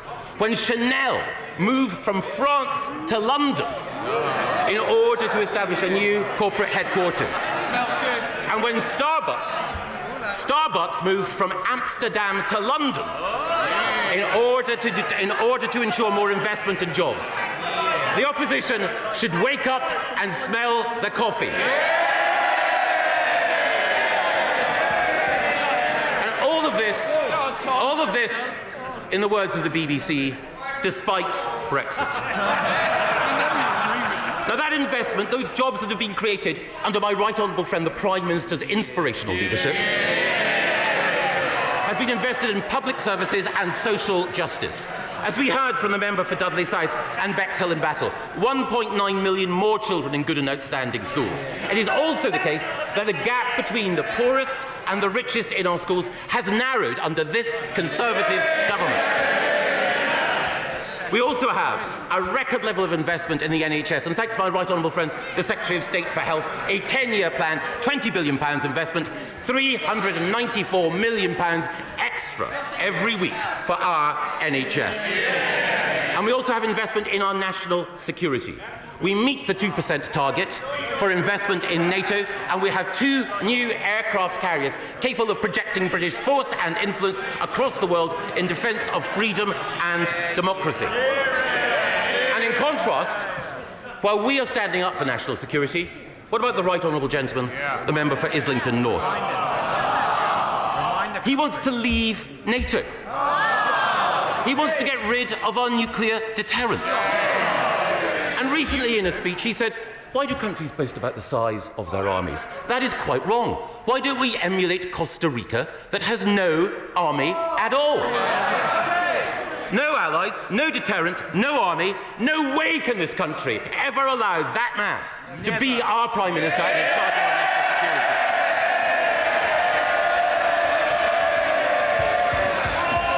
But if he can't support our fighting men and women, no. Who does he support? Who does he stand beside? Well, it was fascinating to discover that the Right Honourable Gentleman, the Leader of the Opposition, was there when a wreath was laid. A wreath was laid to commemorate those who were involved in the massacre at the Munich Olympics of Israeli athletes. Now, he says he was present but not involved. Present but not involved sums him up when it comes to national security. When this House voted to bomb the fascists of ISIS after an inspirational speech by the member for Leeds Central, in which 66 people, including the Shadow Secretary of State, voted with this government in order to defeat fascism, I'm afraid that the Honourable Gentleman, the Leader of the Opposition, was not with us. In fighting fascism, he was present, but not involved. And similarly, when this House voted to take the action necessary, when Vladimir Putin executed an act of terrorism on our soil, there were many Labour members, many good Labour members, who stood up to support what we were doing, but not the Right Honourable Gentleman, when we were fighting Order! Point of order, Daniel Rennie. If it is a genuine point of order.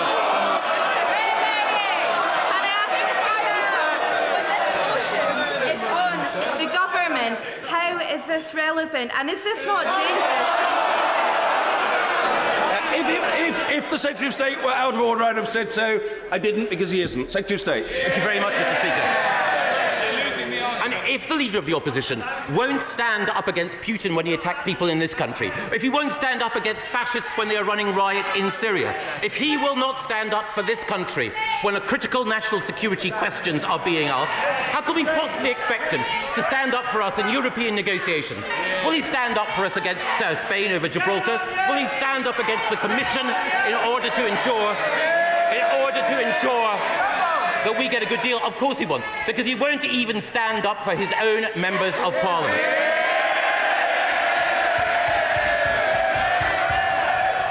Why is it that a Labour Member of Parliament needs armed protection at her own party conference?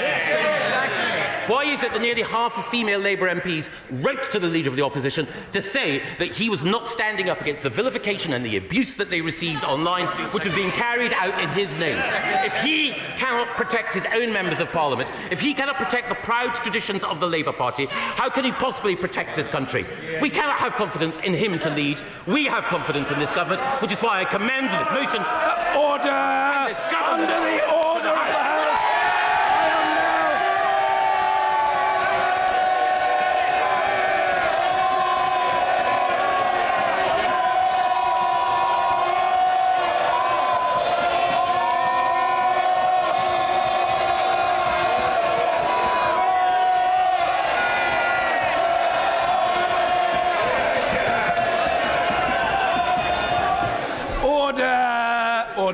Under the order of the House of today, I am now required to put the question.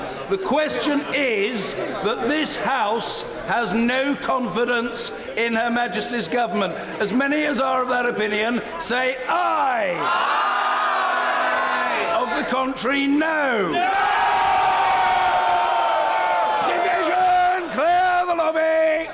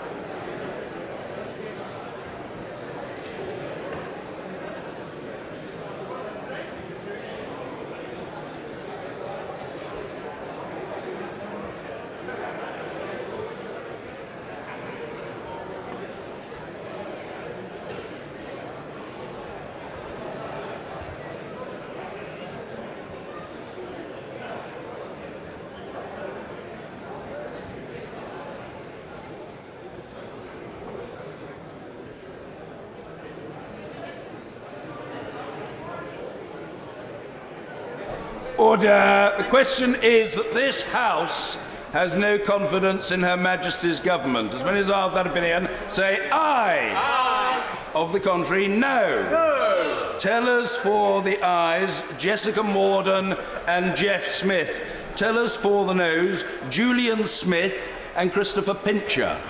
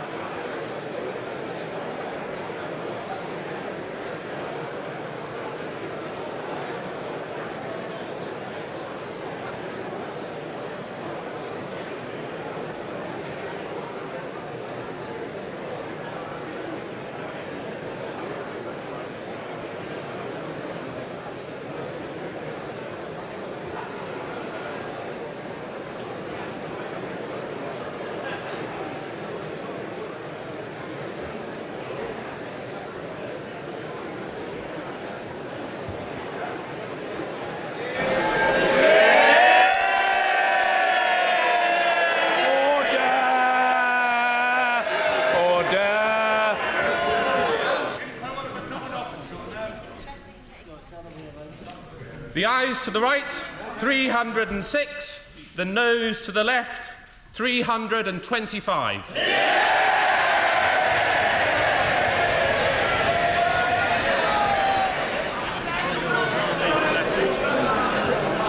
ayes to the right, 306. The noes to the left, 325. So the noes have it. The noes have it. Unlock.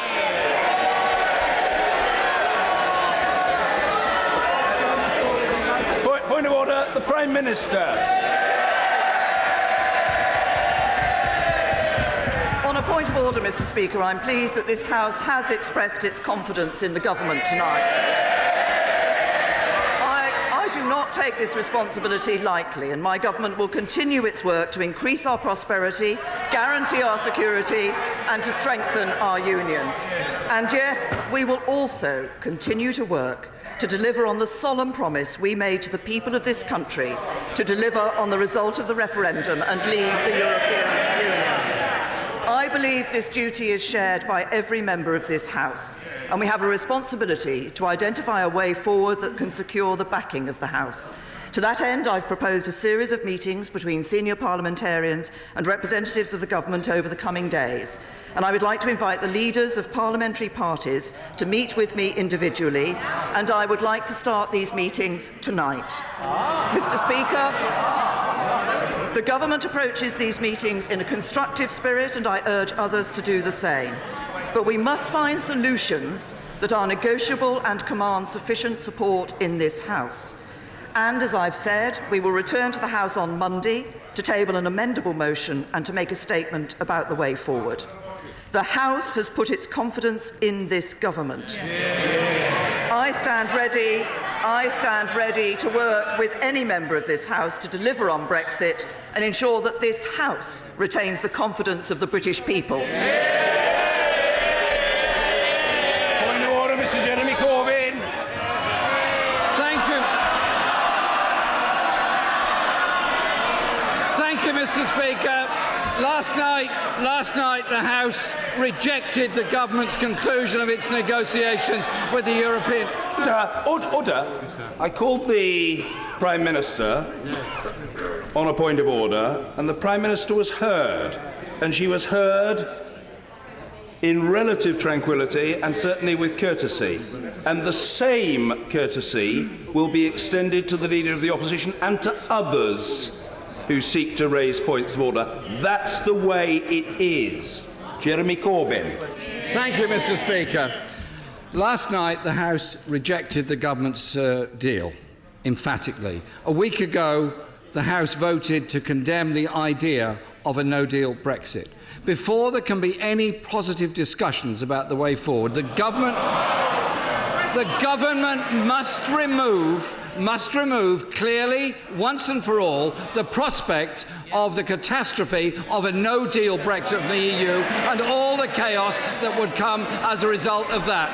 And I invite the Prime Minister to confirm now that the government will not countenance a no-deal Brexit from the European Union. A point of order, Mr. Ian Blackford. Thank you, Mr. Speaker, and I must say that I welcome the offer of talks from the Prime Minister. I think it's important, Mr. Speaker, that all of us recognise the responsibility that we have, and on the back of the defeat of the government's motion last night, that we have to work together where we can to find a way forward. I commit the Scottish National Party to working constructively with the government. However, I do think it's important. I do think it is important in that regard that we make it clear to the Prime Minister, in the spirit of openness in these talks, that the issue of extending Article 50 of a people's vote and avoiding a no deal have to be on the table. We have to agree to enter these talks on the basis that we can move forward and achieve a result which will unify all the nations of the United Kingdom. Thank you. Point of order, Sir Edward Davey, and then I'll come to the right honourable gentleman. Thank you, Mr. Speaker. From the Liberal Democrat position, we are clear that we want to engage with talks with Her Majesty's government. But it's very important that the government makes clear that no deal is not an option. it's very, very important that the Prime Minister, as she actually, to be fair to her, earlier today didn't do, rule out extending Article 50. It's important that the House has that chance to think and come together. And finally, I would ask the Prime Minister, will she ensure, Mr. Speaker, that this House gets a chance to take control of our own business as we go through the next few days and weeks? Thank you. Point of order, Mr. Nigel Dodds. Mr. Speaker, and the result of the motion of no confidence tonight illustrates the importance of the confidence and supply arrangement that is currently in place between.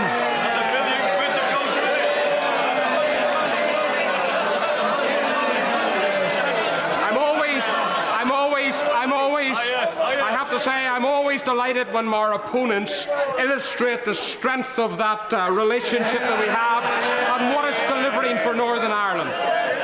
And when the people of Northern Ireland see that investment in education and health and infrastructure, they will thank this Parliament and they will thank this party and this government for that extra investment. But can I say this? Can I say this? Order, Mr. Stone. Normally, order. Very unseemly behaviour. Normally you behave with great dignity in this place. Calm yourself, man. Get a grip. Nigel Dodds. Mr. Speaker, thank you. Can I say, however, that the confidence and supply arrangement, of course, is built upon delivering Brexit on the basis of our shared priorities. And for us, that is the Union. And we want to deliver Brexit, taking back control of our laws, our border and our money, and we leave the European Union as one country. Let us work in the coming days to achieve that objective. Well, on ground, well, if the right honourable gentleman really feels he must. But he has been represented by his right honourable friend. But if he really wants to, briefly, I don't mind. But we really must move. No. Well, the generosity of spirit. Mr. Alistair Carmichael. For her assurance, Mr. Speaker, that the motion that will be brought on Monday will be amendable. And can I seek your guidance about how we, on this side of the House, and indeed on that side of the House as well, who want to see this matter put to a people's vote, might on Monday be given the opportunity to do so, including the opportunity given to the Leader of the Opposition, now that we know there is not to be a general election? Response to the right honourable gentleman, apart from thanking him for his point of order, is to say that if there is an amendable motion of which the Prime Minister on behalf of the government has given notice, manifestly there will be an opportunity for people to table amendments, and we shall have then to see what happens. The right honourable gentleman wouldn't expect me to make a commitment in advance, but I know what he thinks and I've heard what he said. We come now to the adjournment. The whip to move. I beg to move this House to now adjourn. Thank you. The question is that this House do now adjourn.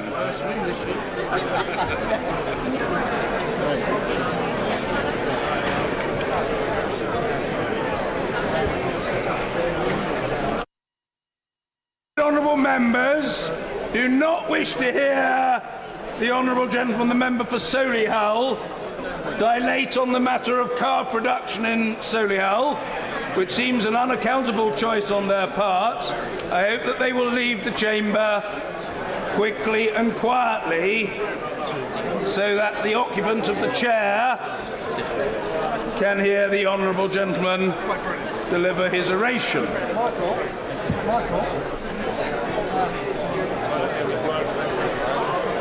Thank you. We're right on the reg.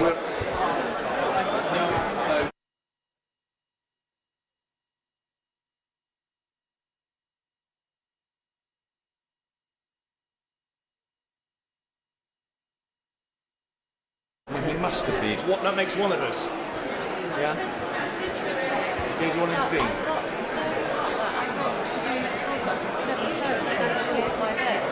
That's no problem. So I'll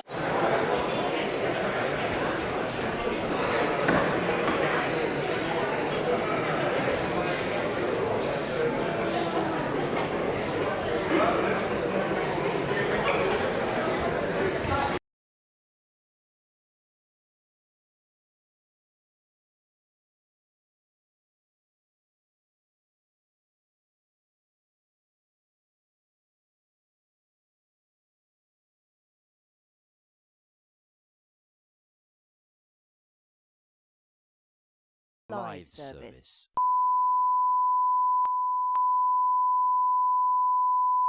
This is the primary audio circuit for the Reuters live service.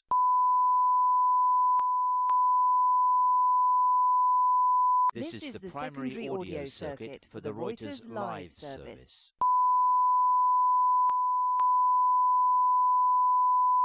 This is the primary audio circuit for the Reuters live service.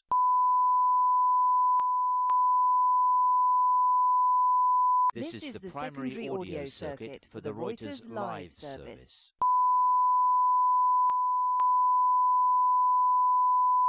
This is the primary audio circuit for the Reuters live service.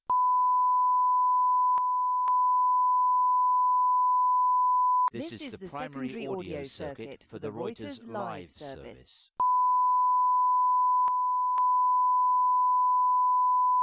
This is the primary audio circuit for the Reuters live service.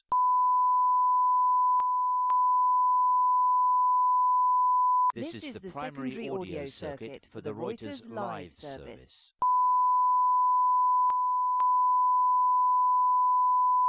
This is the primary audio circuit for the Reuters live service.